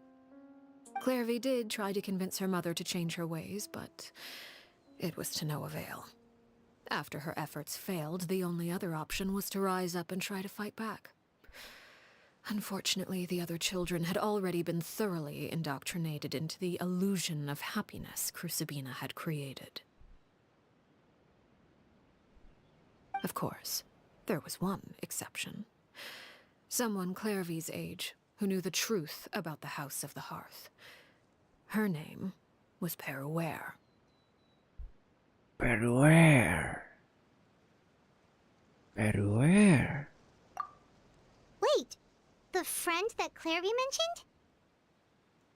Friend, huh? I suppose we can call her that for now. Clairvy was a cheerful and passionate person with a tenacious spirit. Peruere, on the other hand, was rather cold-blooded. Peruere beda. Her cold-blooded nature allowed her to see through Crucibina's facade. Yet, it was also this cold-bloodedness that prevented her from acting against it. At least at first. While Clairvy longed for freedom, Peruere was convinced that, amid all the fighting and violence, she would make it until the end.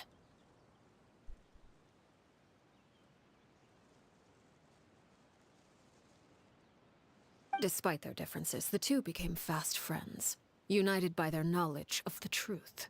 Clairvy told Peruere that she hoped to create a real family, where no one would be killed or sacrificed. Ya, thank you udah mampir juga ya. There may have been a certain naivete to her ideas, but Clairvy proved her determination many times over. She tried countless times to run away, ask for help, or expose the truth. But her efforts only earned her beating after beating. The only thing that kept her going was her strength of will. Even with her body racked with pain, she would still stand on her tiptoes and open the window at night. She and Peruere would look out at the moon together, a fierce longing for freedom shining in her eyes. But one day that light simply vanished.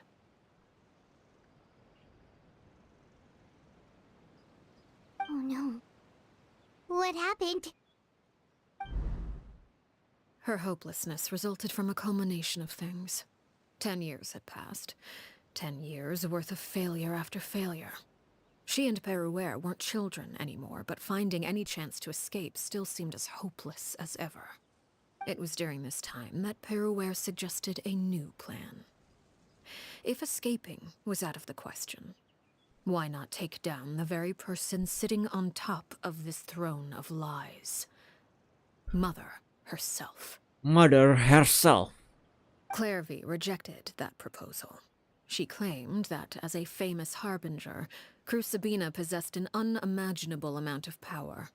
Trying to kill her would have an incredibly low chance of success. Clairvy never gave another reason, but Peruere could see it written all over her face. Clairvy still thought of Crucibina as her mother. Killing her own flesh and blood was a line she couldn't bring herself to cross. If she couldn't escape and fight back, then only one option remained. Precisely. Death was the only way that she felt she could be free. It happened during a duel. When she arrived at the dueling ring that day, her partner turned out to be none other than Peruere.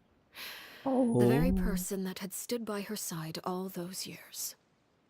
It was a fierce battle. But ultimately, Clairvy decided to let Peruware end her life. From that moment on, when the rain finally came and washed it all away, there she stood, the sole victor in Mother's endless game of slaughter. A trail of corpses strewn across her path to success. It was the very result she had predicted 10 years prior. Even then, she believed she would make it until the end. She wasn't surprised by the fact that she emerged as Mother's undisputed heir. Rather, her success left her with an inexplicable sense of restlessness. She was unsettled, and there was only one thing that could quell that sensation. Perhaps you two would like to take a guess as to what it was?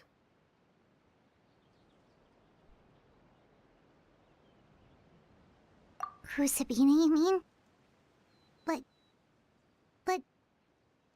Correct. This is the place where Peruware killed her best friend. A mere year later, this is also the place where she fought tooth and nail to kill the mother they shared. The moment she acted, any conception of what was right or wrong ceased to matter. It's one of the principles of the house. Only those who survive get to write the rules. Peruware won the battle, and became a harbinger herself. After which Her Majesty, the Tsaritsa, bestowed upon her a new name. Arlecchino. So the Perry Clairvy was talking about... It was you all along. You're Peruware. Arlecchino is just a name you got later. I left that name behind long ago. I must say, hearing it now does bring back memories. After I defeated Crucibina, the moniker of Mother died with her. I chose to forego the title she called herself, and even chose to give up my own name. I rebuilt the House of the Hearth under a new identity. Not only as Arlecchino, but as father.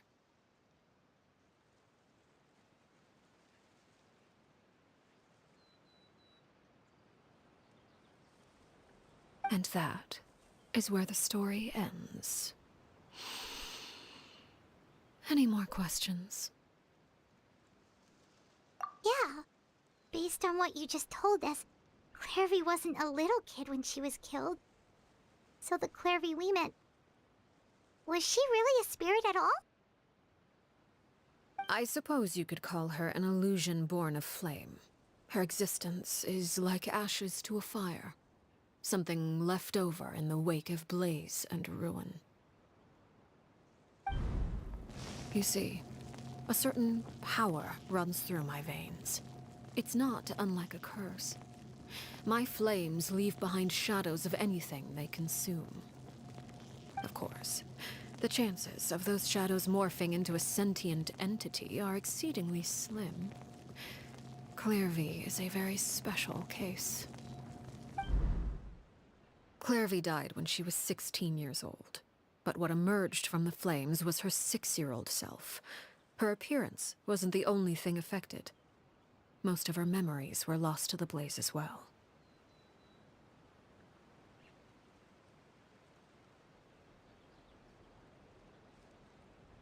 Memory is a mysterious thing indeed.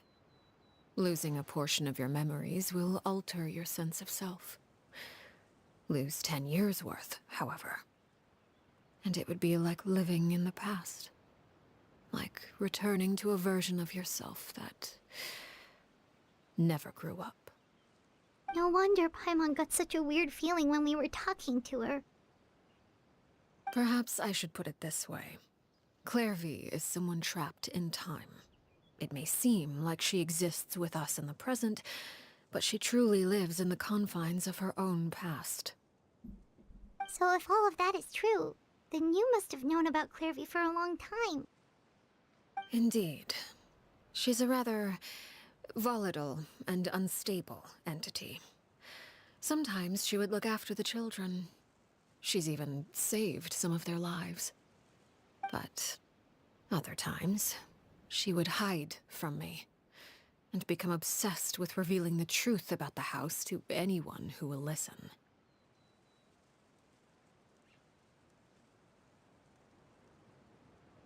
Shadows don't have the capacity to learn or grow. Any new information they encounter is quickly forgotten over time. Your attempts to expose Clairvy to sunlight, they failed, yes? The reason is actually quite simple. In Clairvy's mind, the house is impossible to escape, and it is this very perception that traps her there.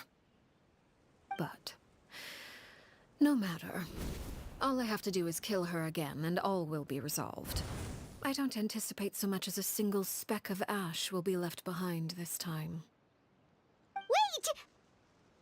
Paimon can understand why you might want her gone, but isn't there another way? So what if she's trapped in her 6-year-old self? She's still your friend! At least talk to her first! It's too late for that. She broke the rules, and now she must be punished. That goes for Filial and Nantoy as well. She's had quite the effect on them. I hope you understand. The difference between Crucibina and myself lies in our formulation of the rules, not our policy for enforcing them. Upholding the rules without question is a trait we both share, because that is how a household should be run.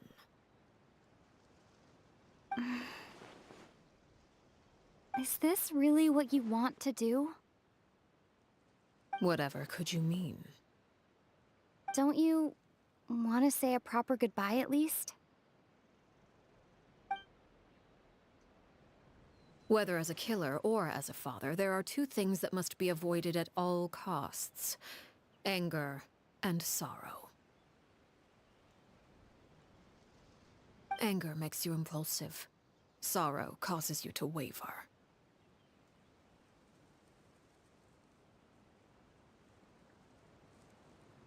Well, it appears it's about time to proceed. Before we arrived, I told some of my well-behaved children to bring our troublemakers here by nightfall. I do believe I've kept my end of the deal. I gave your friends quite a bit more time. As for what happens now, we'll just have to wait and see.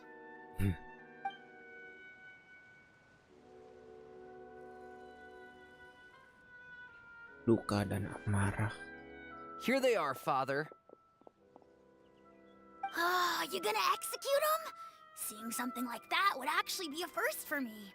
Wow. Lenny! I'm sorry. I heard about how you helped buy us more time, but I still failed. I couldn't find a way to fulfill her wish. Huh? Are you... Perry? Indeed, it's been a while, Clairvy. Perry! Shh, stay right there. I'm sorry to postpone our reunion, but first, I believe certain scores need settling.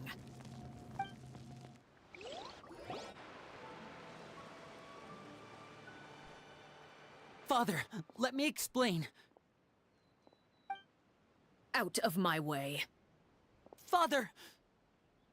You chose to conceal a threat to the house, and for that, you must be punished. Overall, however, I suppose your wrongdoing is hardly the most egregious of the bunch, so I'll deal with your punishments later. As for right now, the more pressing concerns are the traitors among us. By traitors? Do you mean us? Father, let me explain. We didn't mean to... Fultz, why don't you share what you heard? Yes, Father. Secret Midnight Meeting number 3. Participants, Filial, Nantoy, Sato, Toddy. Nantoy clearly said, if only Father wasn't the one who took us in. Sato added, I'm sick of this life. I just want to live as a normal person. Filial was the worst of them all. She called us crazies and said a bunch of mean things about Father. I did not! You're lying! Fultz is trying to frame us. It's not like I'm the only one who heard those things. After that, you and Toddy and a bunch of other people started talking about Clairvy. You were using all those things Clairvy brought up as an excuse to question Father. We're birds locked in a cage. The only way out is to destroy it. That's what you said, wasn't it? You little. You just want me gone, don't you? What did I ever do to you, huh? And you, Sheplo, have you forgotten who stood by your sickbed, watched over you, and changed your dressings? Come on, let's hear it then. What's your reason for all this?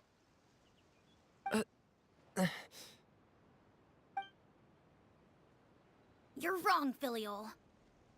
We don't want you to die. You're our family. Liar. You wouldn't be doing this if that were the case. So why? Why have you backed us into a corner? We all live in the House of the Hearth. You know the type of work we do, Filial. A single betrayal can cost dozens of us our lives. It's not like it's never happened before. That kind of thing is hard to forget. That's why the House of the Hearth cannot tolerate any form of betrayal. Ever since we came to Poisson, you've had 7 secret meetings. A lot of the things you talked about really crossed the line. You've been spying on us for half a month? Wait a second. Now that I think about it, the move to Poisson was just a way to make it easier to spy on us, wasn't it? Because we were all in one place. You've had this planned all along.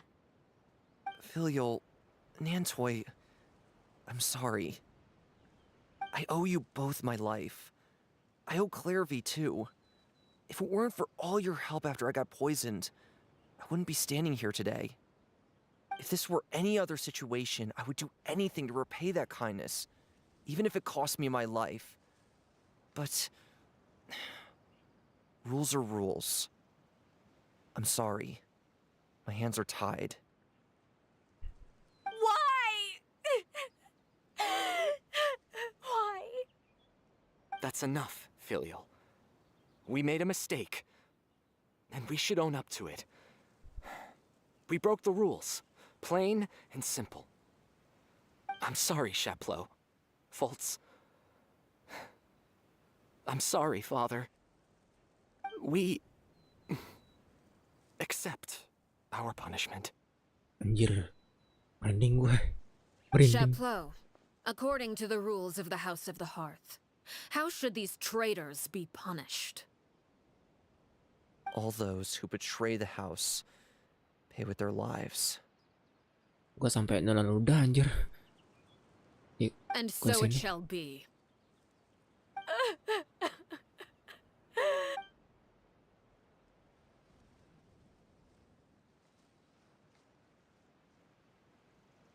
Father, please wait!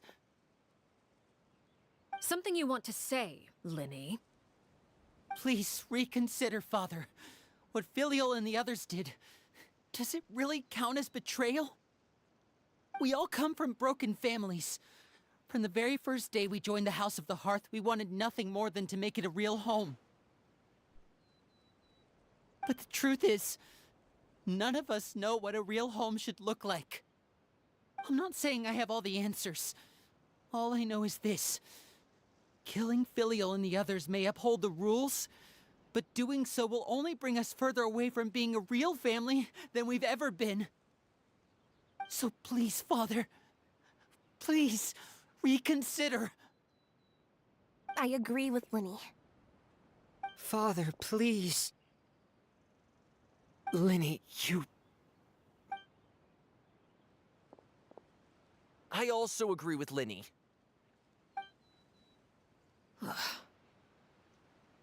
An order once given cannot be rescinded. However, given the extent of your determination, I suppose we shall have to go about this a different way. Draw your weapons and face me. Damn. Gila. Our weapons? Father, are you referring to a duel? Duel. Precisely. The rules of the house will not be altered. Traitors must be punished. However, resolving disputes with a duel is also one of our rules, one that also applies to me. Demonstrate a sufficient showing of strength, and I shall offer a concession. Wait. Beat Father in a duel? Impossible. Father is way too strong, even for Lenny.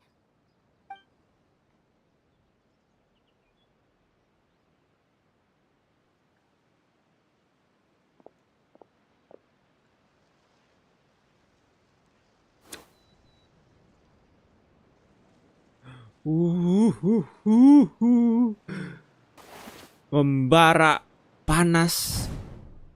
Oh. Dan sampai sekarang gue masih merinding. Len and the others have to duel the knave. What should we do?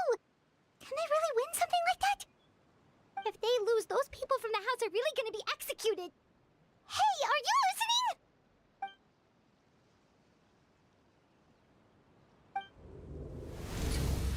Don't you want to say a proper goodbye at least? Anger makes you impulsive. Sorrow causes you to waver.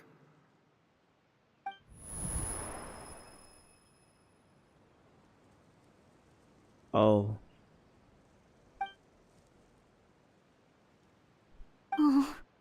Looking at that expression on her face, she seems really serious about this. Guess that means there's no chance she's throwing the duel on purpose, huh?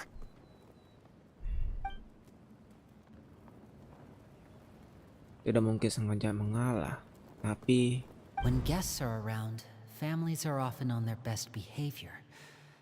And any disputes are less likely to escalate. When the time comes, make the choice that you deem most appropriate in the situation, and lend your help to the House of the Hearth. What's wrong, Traveler? Hey, where are you going? Traveler?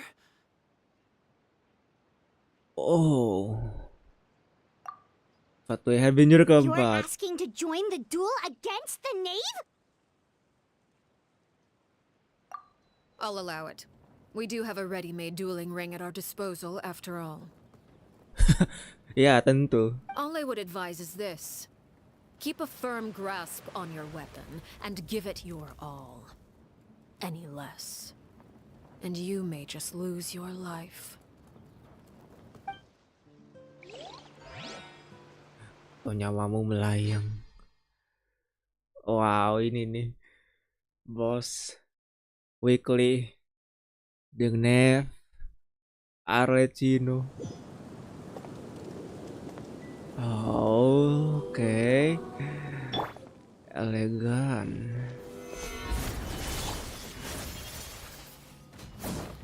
Kasih tahu gameplaynya bisa kali Cino.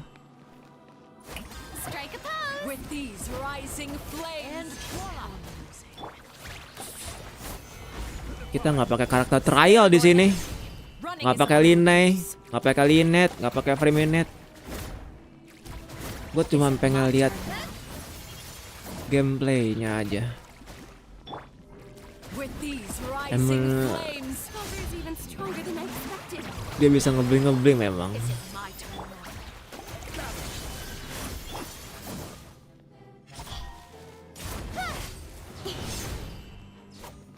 Now that's more like it.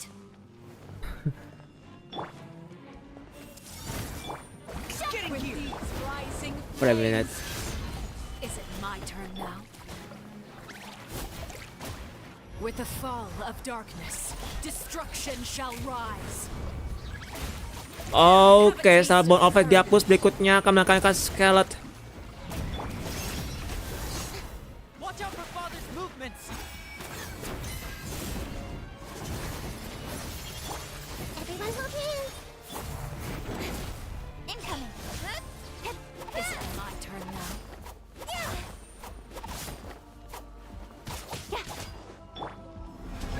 Solidify. Hang in there.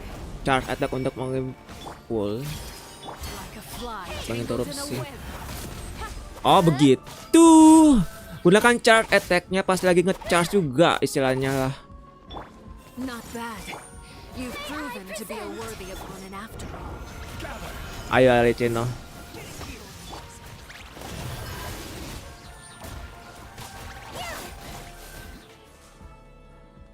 Fase pertama ya, ini fase keduanya.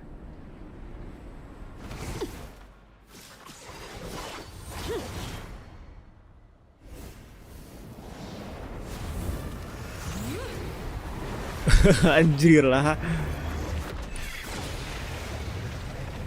Badas parah coy.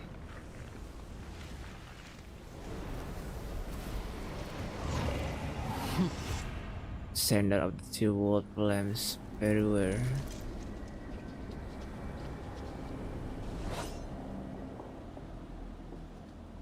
Waduh, waduh. Gila anjrit.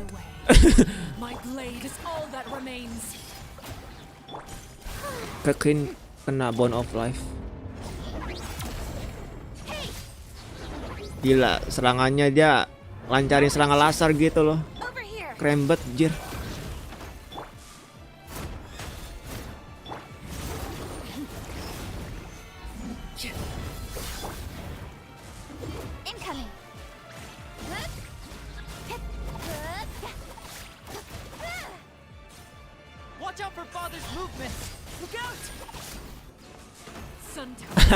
Dibantu Line. Ya, kita dibantu sama Line di situ. Walaupun kita nggak pakai trial karakter apapun sih.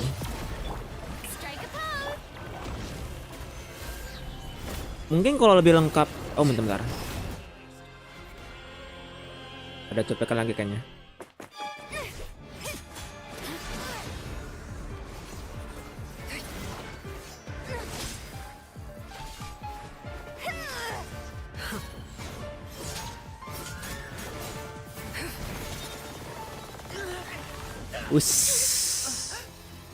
Primogems.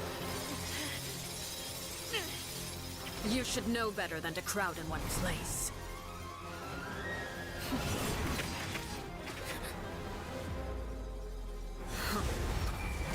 Anjrit.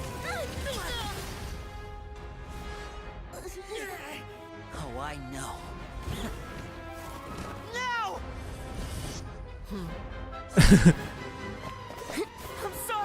Triknya Line.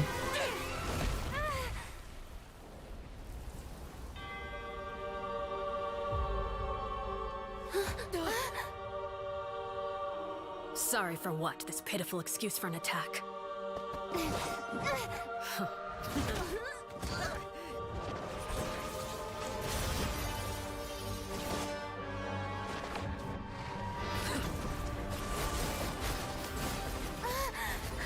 Bah.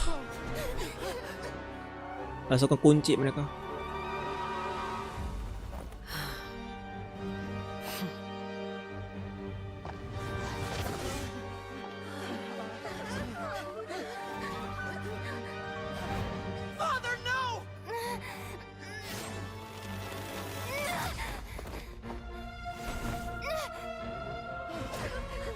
Made it out, did you? You're stronger than I expected.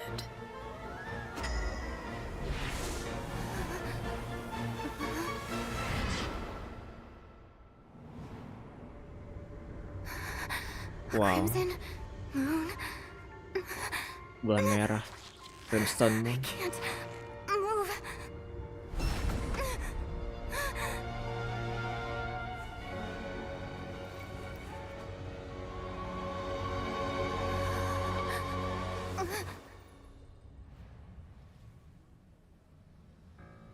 Still, not strong enough to beat me.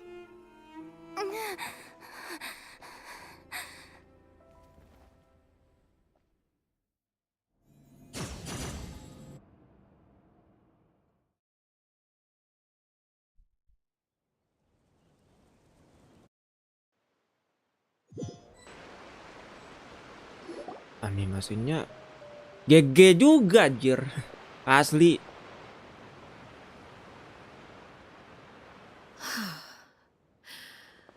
I believe we can end things here. It's not often that we get to enjoy the company of guests, after all.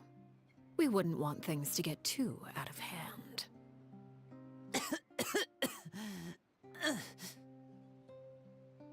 Brother, are you alright? Ini ulti tadi ya. Entah deh, gue Lenny, belum ada caranya Lini soalnya. Given that I am the victor of this duel, as agreed, the punishment stands. Dia apa tadi di tengah battle kayak ngasih buggle cat kayak punya si Linet gitu. Cuma gue lupa apa namanya gitu. No! I never thought things would end like this. However, everyone involved in the duel demonstrated a remarkable level of strength and determination. In light of this, I'm prepared to change the method of execution. Elwar, the bottled flames I gave you for safekeeping. Do you still have them? Yes? I wasn't sure what they were for, but I've kept them super safe. I didn't lose a single one. Wonderful. Then, in just a moment, I'll have you administer them. Bottled flames? Indeed. They're the product of a secret experiment. Under certain special circumstances, flames can be extracted from my person and preserved. Once ingested, searing pain will spread across every inch of your body. No harm will come to you physically, but your memories will be burned away. Gila sih. If you can withstand the pain. When you awake, you'll have forgotten everything you know about the House of the Hearth, and will be expelled from the organization. In other words, administering this concoction will kill the version of you that grew up in the house, and give you a new identity. Iya nih yang jualan kalau di luar Palace Memonia. Namanya horror. Iya horror. Dia nggak dibunuh. Iya dia nggak dibunuh. Memory is a mysterious thing indeed. Losing a portion of your memories will alter your sense of self. Iya. Jadi itu eksperimen rahasianya itu ada semacam ramuan gitu, dan ketika mereka meminumnya ingatannya apa ya, istilahnya kayak terlupakan semua yang berkaitan dengan House of the Heart dan berjalan dengan identitas yang baru lagi.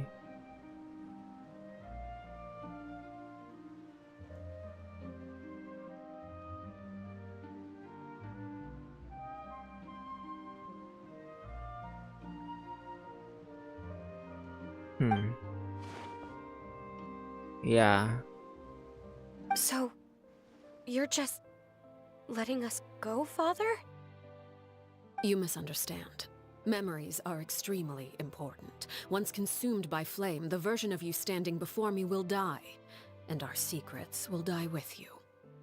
So no, I don't intend to just let you go, because the person who survives will be nothing but a stranger. Even so, I won't have to live in fear anymore. I'm sorry, Father. I'm sorry I let you down. But I really... Don't cry, filial. You haven't left the house yet, so there are still rules to be followed, yes? Remember what I taught you. Anger makes you impulsive, sorrow causes you to waver. Don't let yourself be controlled by your emotions. Of course. I'll remember. Dry your tears, and go pursue the life you really want. Yes, Father. Chaplot, Fultz, Elwar. Take them back to Poisson. And bring Linny and the others as well. I prepared 3 extra vials of bottled flames. As for whether to take them, the choice is yours. Goodbye, children. The next time we meet, I will no longer be your father. Thank you for all you've done for the house. I hope you have bright futures ahead of you.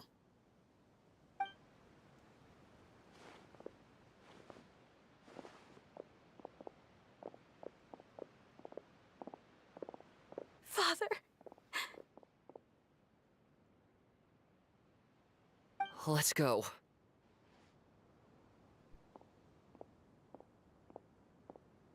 Jerah jadi sadly begini momennya.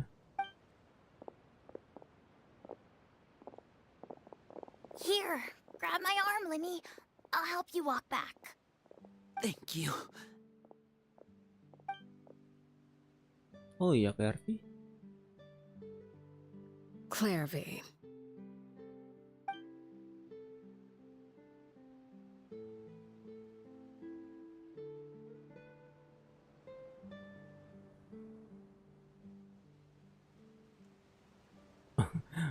Dia Can duduk we selai. talk now? I've been waiting for a super long time. You really are Perry, aren't you? I haven't seen you in so long. How come you're all grown up? Wait, did I somehow travel to the future on accident? Or am I dreaming? What a long dream! Neither. You died, Clairvy. That's what happened. You could have at least sugarcoated it a little! Look, she's done speechless!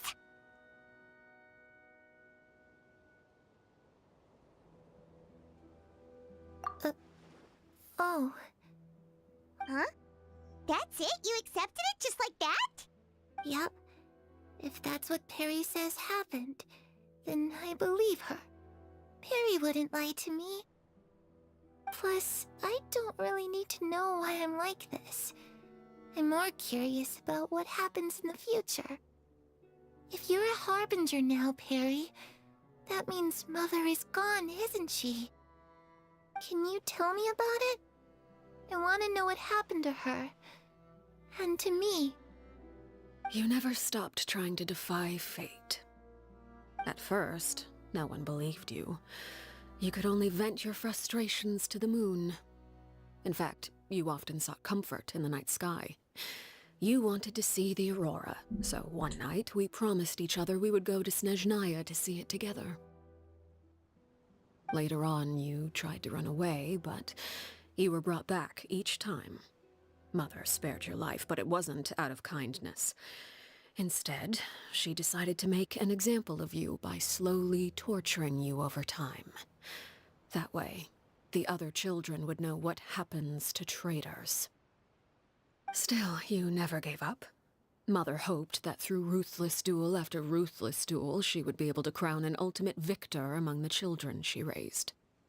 But you called on everyone to unite, to fight to a draw in order to reduce casualties. Your efforts may have only delayed the inevitable, but still. You gave them hope. You tried everything you could think of, but every attempt ended in failure.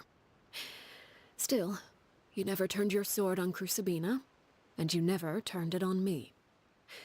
On that gloomy day, you told me, "For the last 16 years of my life, I've done everything I can to fight for freedom. But now, I realize that the only freedom I truly possess is the freedom to choose to die." I never imagined I would say something like that. I must have been feeling really worn down. But somehow, I still think I understand. According to Mother's plan, only one of us was going to make it until the end. And I always hoped that person would be you. If I could do it all over again, I still don't think I would make a different choice. Even when I first met you, I knew you'd be able to do what I couldn't. Is that so? Even now, I'm not sure I truly understand what kind of freedom you were trying to pursue. But as the head of the House of the Hearth, and as the children's father, I've tried to give them the most basic of freedoms. the freedom to choose their own fate. It's something I discussed with the Eudex of Fontaine. The children who want to leave the house will have their memories wiped clean of all secrets pertaining to the organization. In return, they will be allowed to live a normal life in Fontaine without being prosecuted for their past. Of course, I won't simply hand freedom to them on a silver platter. They have to fight for it and prove themselves worthy of it. Only freedom that is earned has true value. That's more than enough. That's exactly the kind of life I was fighting for. You know, Perry, I think you're a pretty amazing king, and a really great father, too. I'm really happy that you're the one who took over the house. I guess I do have one regret, though. I still haven't seen the outside world. Well, it just so happens that our dear guests over here have been to many nations and traveled to countless places. Perhaps they would be willing to tell you what the outside world is like. Really? Of course! We've traveled all over the place. We've got so many stories, we could probably talk your ears off for 3 days straight!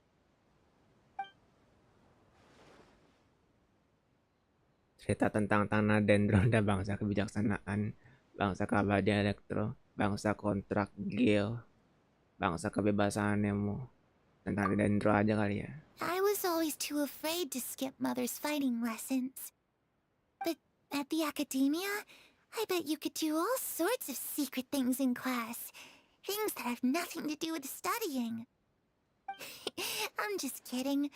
Being able to study whatever you want without having to fear for your life actually sounds pretty great.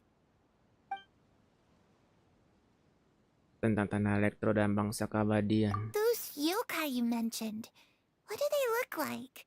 I once saw a drawing of this one guy with horns on his head and a super scary face. Are there any yokai like that? Oh, sounds like you're talking about an Oni.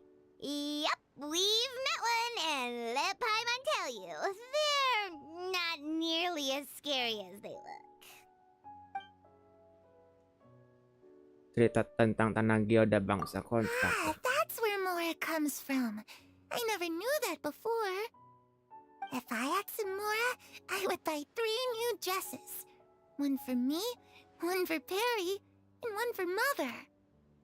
It's just too bad Perry doesn't like wearing dresses. And Mother, well, she probably wouldn't accept something like that either. I guess I'd just have to keep them all for me then. I could wear a different one every day.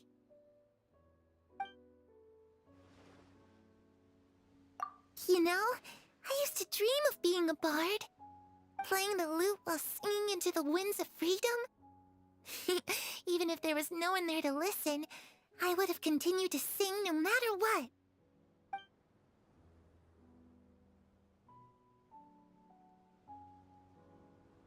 The situation was super dangerous. Lenny and Lynette were accused of committing a crime, and they were going to have to stand trial at the Opera Epicles. Oh no, that must have been hard for all of you. What happened next? Don't worry, we were able to turn the situation around super quickly. All thanks to Detective Paimon, of course. How'd you do that? Come on, tell me. Okay, so it was like this. After the failed magic show, we rushed to the scene and...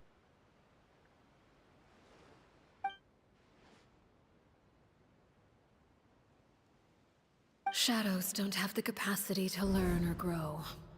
Any new information they encounter is quickly forgotten over time.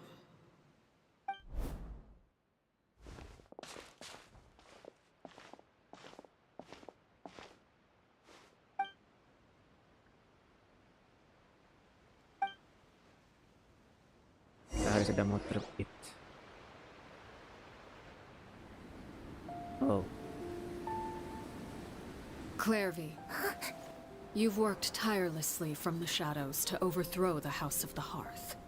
Now, by my authority as the Knave, I shall announce how this matter ends. You are hereby expelled from the House of the Hearth. You are no longer tied to this place, nor are you bound by its rules.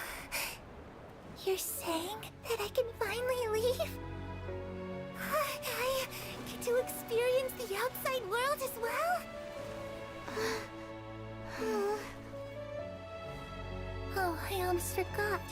There's no getting older for me. Still, seeing who you grew up to be makes me really happy, Parallare. Take care of yourself. Goodbye.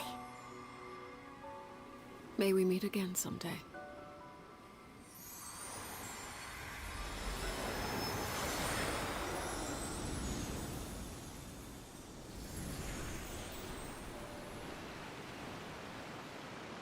Clairvy. She left so soon. Paimon didn't even get to finish her story. I also have certain sentiments left unsaid. I wanted to tell her that the aurora I saw in Snezhnaya was just as beautiful as the ones in the pictures. Pernah disebutin sama Clairvy juga tadi di awal. But a shadow's memories reset at dawn. Had we delayed any longer, we wouldn't have had the time to say goodbye. Whatever regrets may linger, let them be lost to the coming of a new day. Line. Father? Dia datang lagi. It's Linny! Hey, Linny!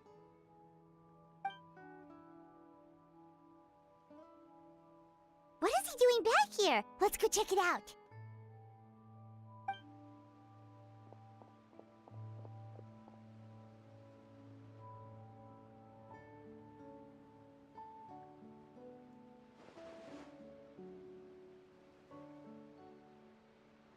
Father, the bottled flames have been administered. Filio and the others have left the house. And you? What have you decided? Thank you for giving us that choice, Father. But we never wanted to leave the house. It's the only home we've ever known. Lynette and Fremine feel the same way. They're recuperating back at the Hotel Bouffe d'été. But I decided to come back and tell you where we stood. I'm sure you're well aware of the expectations I have for you. I want you to follow in my footsteps and become the next king of the house. Yet you seem to have different ideas. I must admit, I'm rather surprised by your decision to stay. There's nothing wrong with choosing to live a quiet life. Leading this organization is a heavy responsibility, one not so easily carried by someone forced onto the throne. I just never understood what you saw in me. What made you believe I was deserving of that throne? You're brave, talented, and, most importantly, you cherish your family. You would do anything to protect them, even if it costs you your life.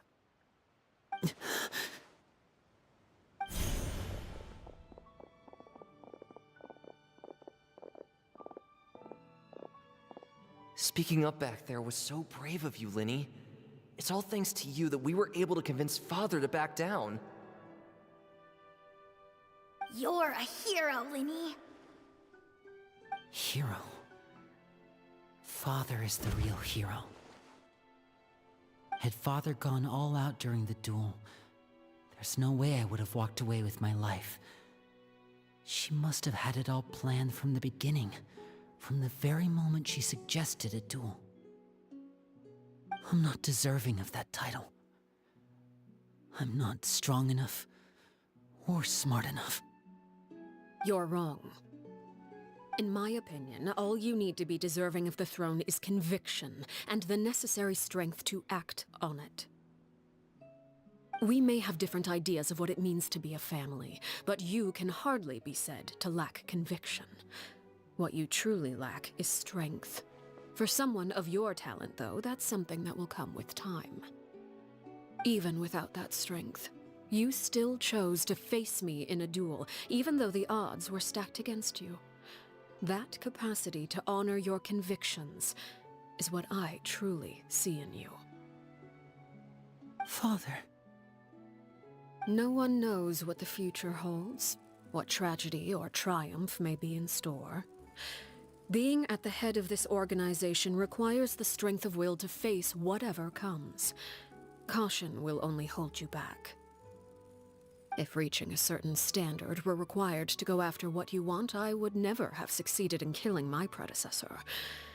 Back then, there was still a considerable gap between our abilities. Strength may decide the ultimate victor, but those who let a lack of strength dictate their decisions or undermine their convictions will never be worthy of the throne.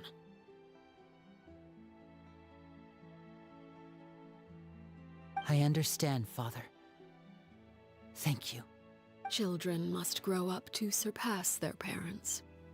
Only then can a family continue to flourish. The road ahead is not an easy one, so I'll ask you one last time. Are you certain you want to stay? You've done so much for me, Father, and that kindness must be repaid. Plus, with Project Stuja at hand, there are many dangers ahead, and I, for one, don't intend to back down. Protecting my family at all costs, that's my conviction. Project Stuja. Then you're welcome to stay. As for Project Stuja, you need not be too concerned. If those cowardly businessmen and heartless dignitaries try to take us down, I'm prepared to teach them a lesson.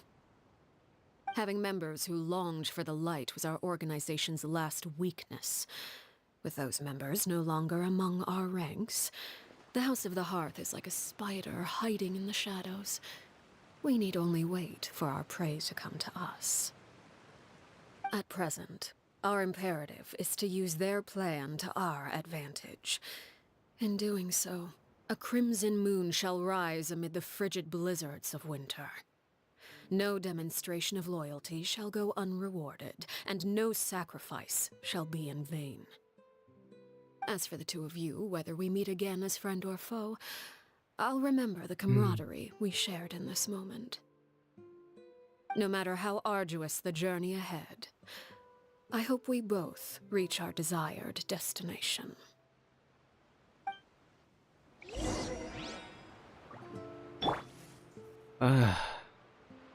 Itu adalah pertarungan yang cukup tegang sih, beneran jujur.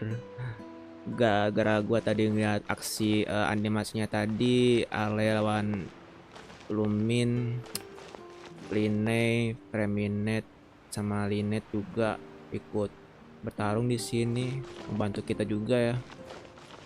Pas mereka terpojok, si Arlecchino-nya ngeluarin serangan yang dahsyat juga ke arah mereka. Dia memanfaatkan kekuatan apa ya, kayak kelemahannya gitu, baru lancarin serangannya si Arlecchino itu ya. Tapi ditangkis sama FiziNate. Itu keren tapi ya aksinya FiziNate tuh. Gak nyangka gua animasinya bisa sekeren itu.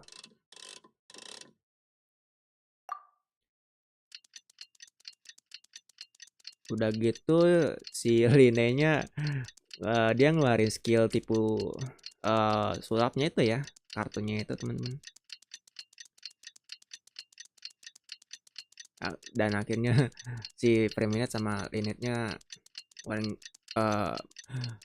ngancarin serangannya bersamaan ke Arlecchino tuh ayah itu ya. Oke lah, lanjutin lagi. Didn't Linny say that Lynette and Fremine were recovering at the Hotel Bouffe d'été? Oh, Paimon wonders how they're doing. Maybe we should go check on them. Yeah, let's go.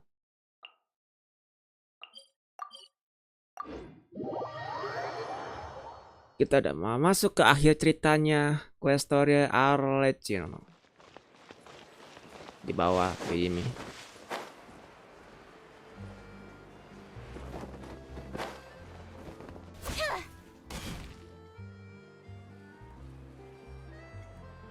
Lynette, Fremine, how are you feeling? Much better. Whew, what a relief. What about you? Are you feeling alright? I knew you'd come out unscathed. Us, on the other hand, well, we've been bedridden for 2 days. I couldn't even turn over. Oh, and I wanted to ask, is Clairvy gone? Linny and the other members have left Poisson and returned to the House of the Hearth. According to him, there haven't been any more sightings of a spirit roaming the house. Keinginannya sudah terpenuhi. I see. I'm glad. Father came to check up on us 2 days ago and told us about what happened with Crusabina and Clairvy. Actually, I've met Crusabina before. Wait, what? You've met the former knave? Crusabina died a year after Clairvy. It was during the year between their deaths that I joined the House of the Hearth. Crusabina mati setelah Clairvy.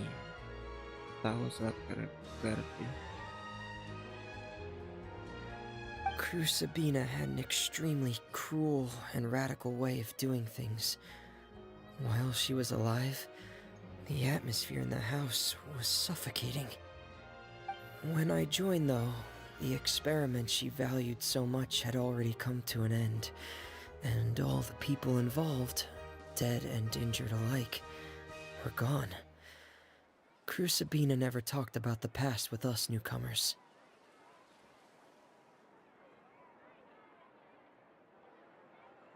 A couple of months after I joined, Father killed Crusabina and burned all her files. With that, the names of all the people subjected to her experiments, Clairvy included, were lost to the flames, along with the painful memories they represented. Father took in Lenny and me a couple months after that, but she never mentioned anything about Crusabina or Clairvy. It really seems like something she was planning to keep to herself. The last time you talked to her, did she mention why she kept it a secret for so long? She said she didn't want us to be affected by the darkness of the past. She was worried we'd develop a false sense of gratitude towards her if we knew about it. The foundation of a family should be free of any corrupting influence. Whatever happened in the past, it has nothing to do with who we are now. And that's what Father told us in the end. But I still thanked her for everything. It was only after hearing about what Crusabina did that I finally realized how insignificant our lives could have been. The members of the house meant nothing to her. To say that she valued them in any way, even just as a tool, would probably be giving her too much credit. If Father hadn't taken over the House of the Hearth, I probably would have already... Father rarely brings up the fact that she saved us. She doesn't believe that being indebted to her should be what ties us together.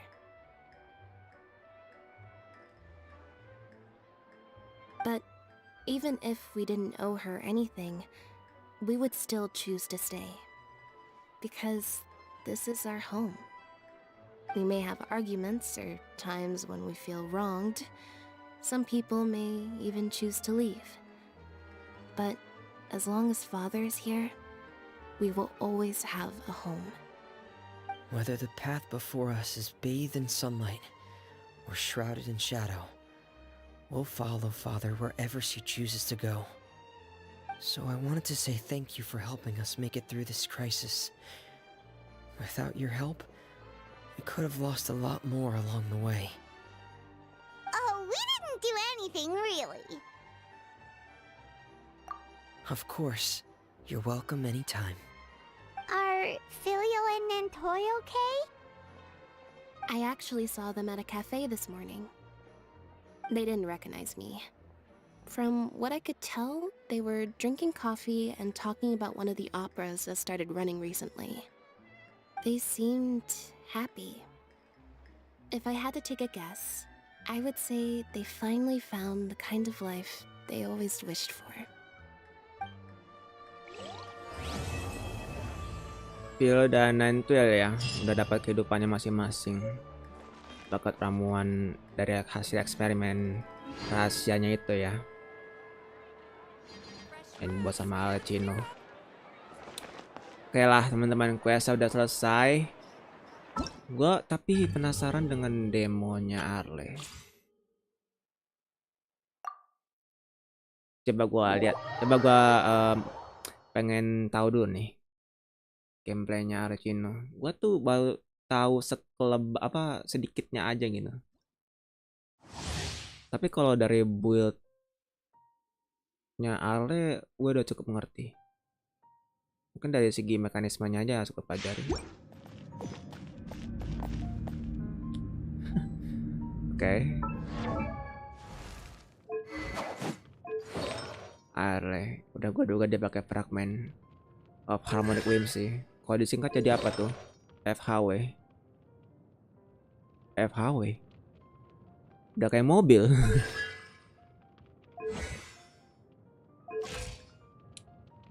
Kalau pasifnya kalau nggak salah itu dia bisa dapat pyro damage juga. Nah, pas bertempur bla bla bla pyro damage bonus yang diberikan oleh Moon Rising ultinya. Terus dapat elementary sama physical rest juga. Kalau poin attacknya itu melebihi 1000 poin tiap lipatan 100 poin. Maksimal sampai 20. Terus ini pasif ketiganya apa ya, pasif ada 3 ya berarti. Ini.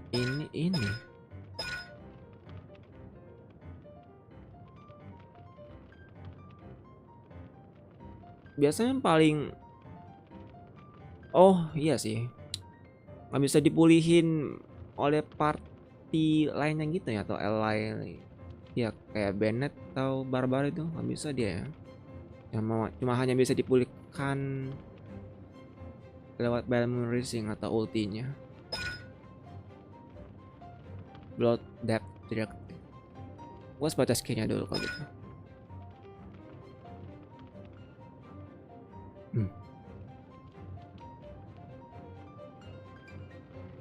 Max of the Red Death. Bisa ditimpa oleh elemental impulsion lainnya.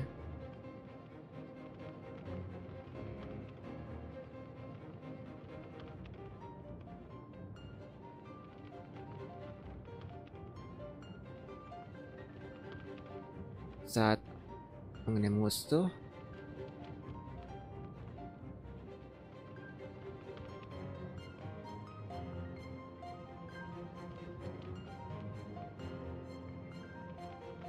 saat Bonoflat berkekuatan dengan cara ini, CD-nya elemental skill 0,8.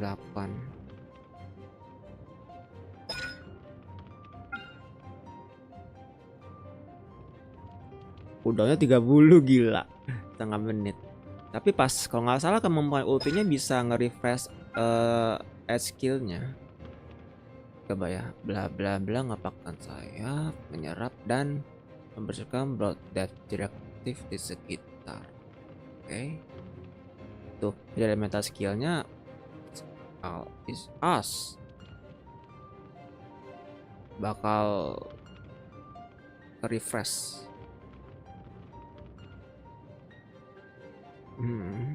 Alright. Bla, damage skill-nya paling tinggi. Gue pernah lihat masa ada yang bisa nyentuh 9 juta masa.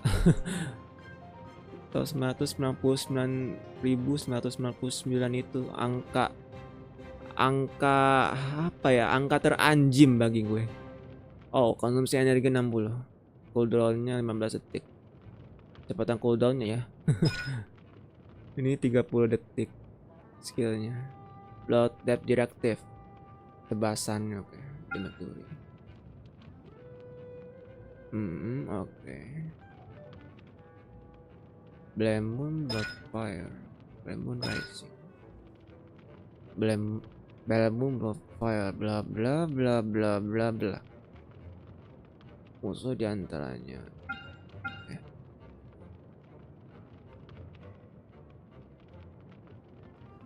Blood Depth Directive kepada musuh yang bersangkutan. Bertahan 30 detik tiap 5 detik. Blood Depth tidak aktif. Kayak dot gitu ya.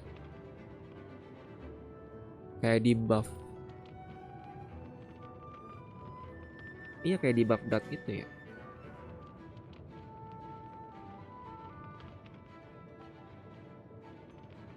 Bla bla bla bla bla bla bla. Dan dihapus. Oh, berarti nggak cuma elemental burst, charge attack pun juga bisa dihilangkan atau diserap di sini. Si Blood Depth Directive-nya. Dia bakal dapat Bound of Life sebesar 65% max HP. Terus dalam 30 detik setelah mencakar elemental skill.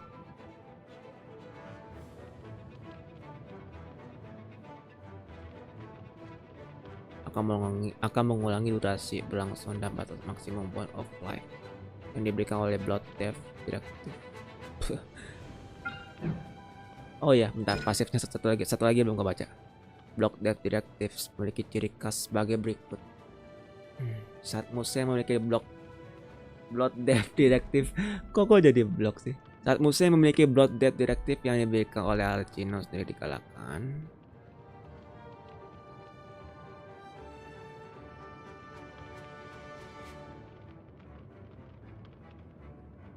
Bound of Life sebesar 130% max HP-nya. Detik setelah diberikan akan menjadi Blood Depth. Saat diserap akan dikonversi dan memberikan Bound of Life kepada Arlecchino sebesar 130%.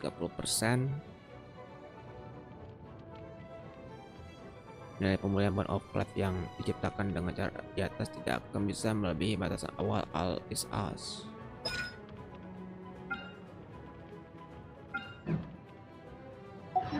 Rotasinya gimana berarti? Berarti begini kali ya. Toma buat shieldnya. Rain out. Absorption test. Laid bare.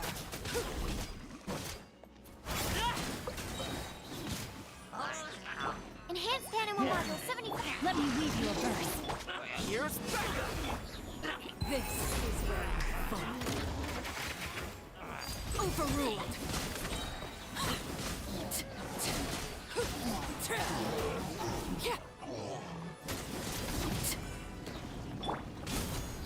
No, my sword. Witness the power. Swirl, Mark II.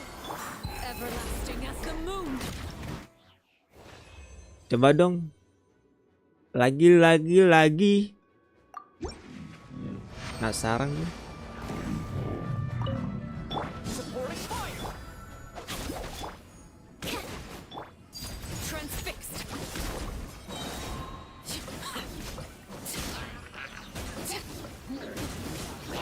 Rain cutter. Rain outlines your animal hypostasis emulation.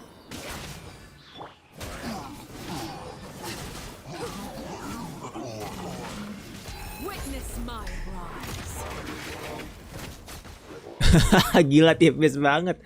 Lagi. Tadi 70 ya. I got you covered. Let me weave you a burst. Swirl, Mark II. Overruled.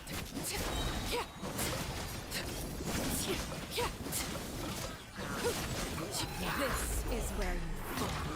Bah, gila 70. Kayaknya gila.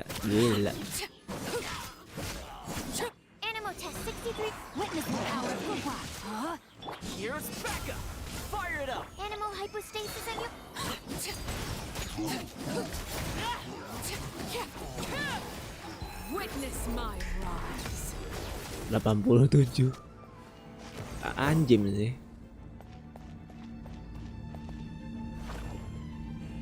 Gua harus banyak belajar nih kalau pas gua udah full nanti.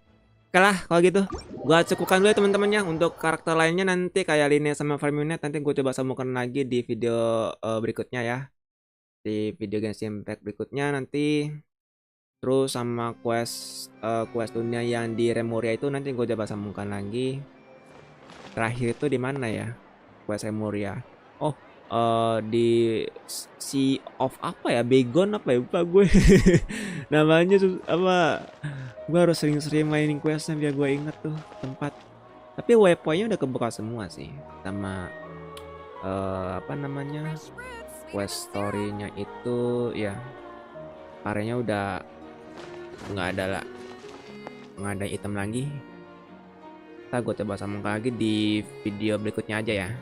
Buat cukupkan dulu teman-teman, kita istirahat dulu. Untuk quest story Arlecchino-nya itu emang anjim banget. Animasinya gengge parah, visualnya, ceritanya itu menarik banget, interest sekali. Dan mungkin kurang lebih gitu aja untuk kali ini. Makasih buat kalian semua yang udah mampir, dan kita ketemu lagi di video berikutnya ya. FiziMeds pamit dulu, bye bye, see you next time. Cuma ada satu sih yang masih enggak di otak gue, Operasi Musim Dingin Project Studio. Dia ngelibatin Pantalon Predator itu sama The Roster atau Puni lupa gue namanya. Adalah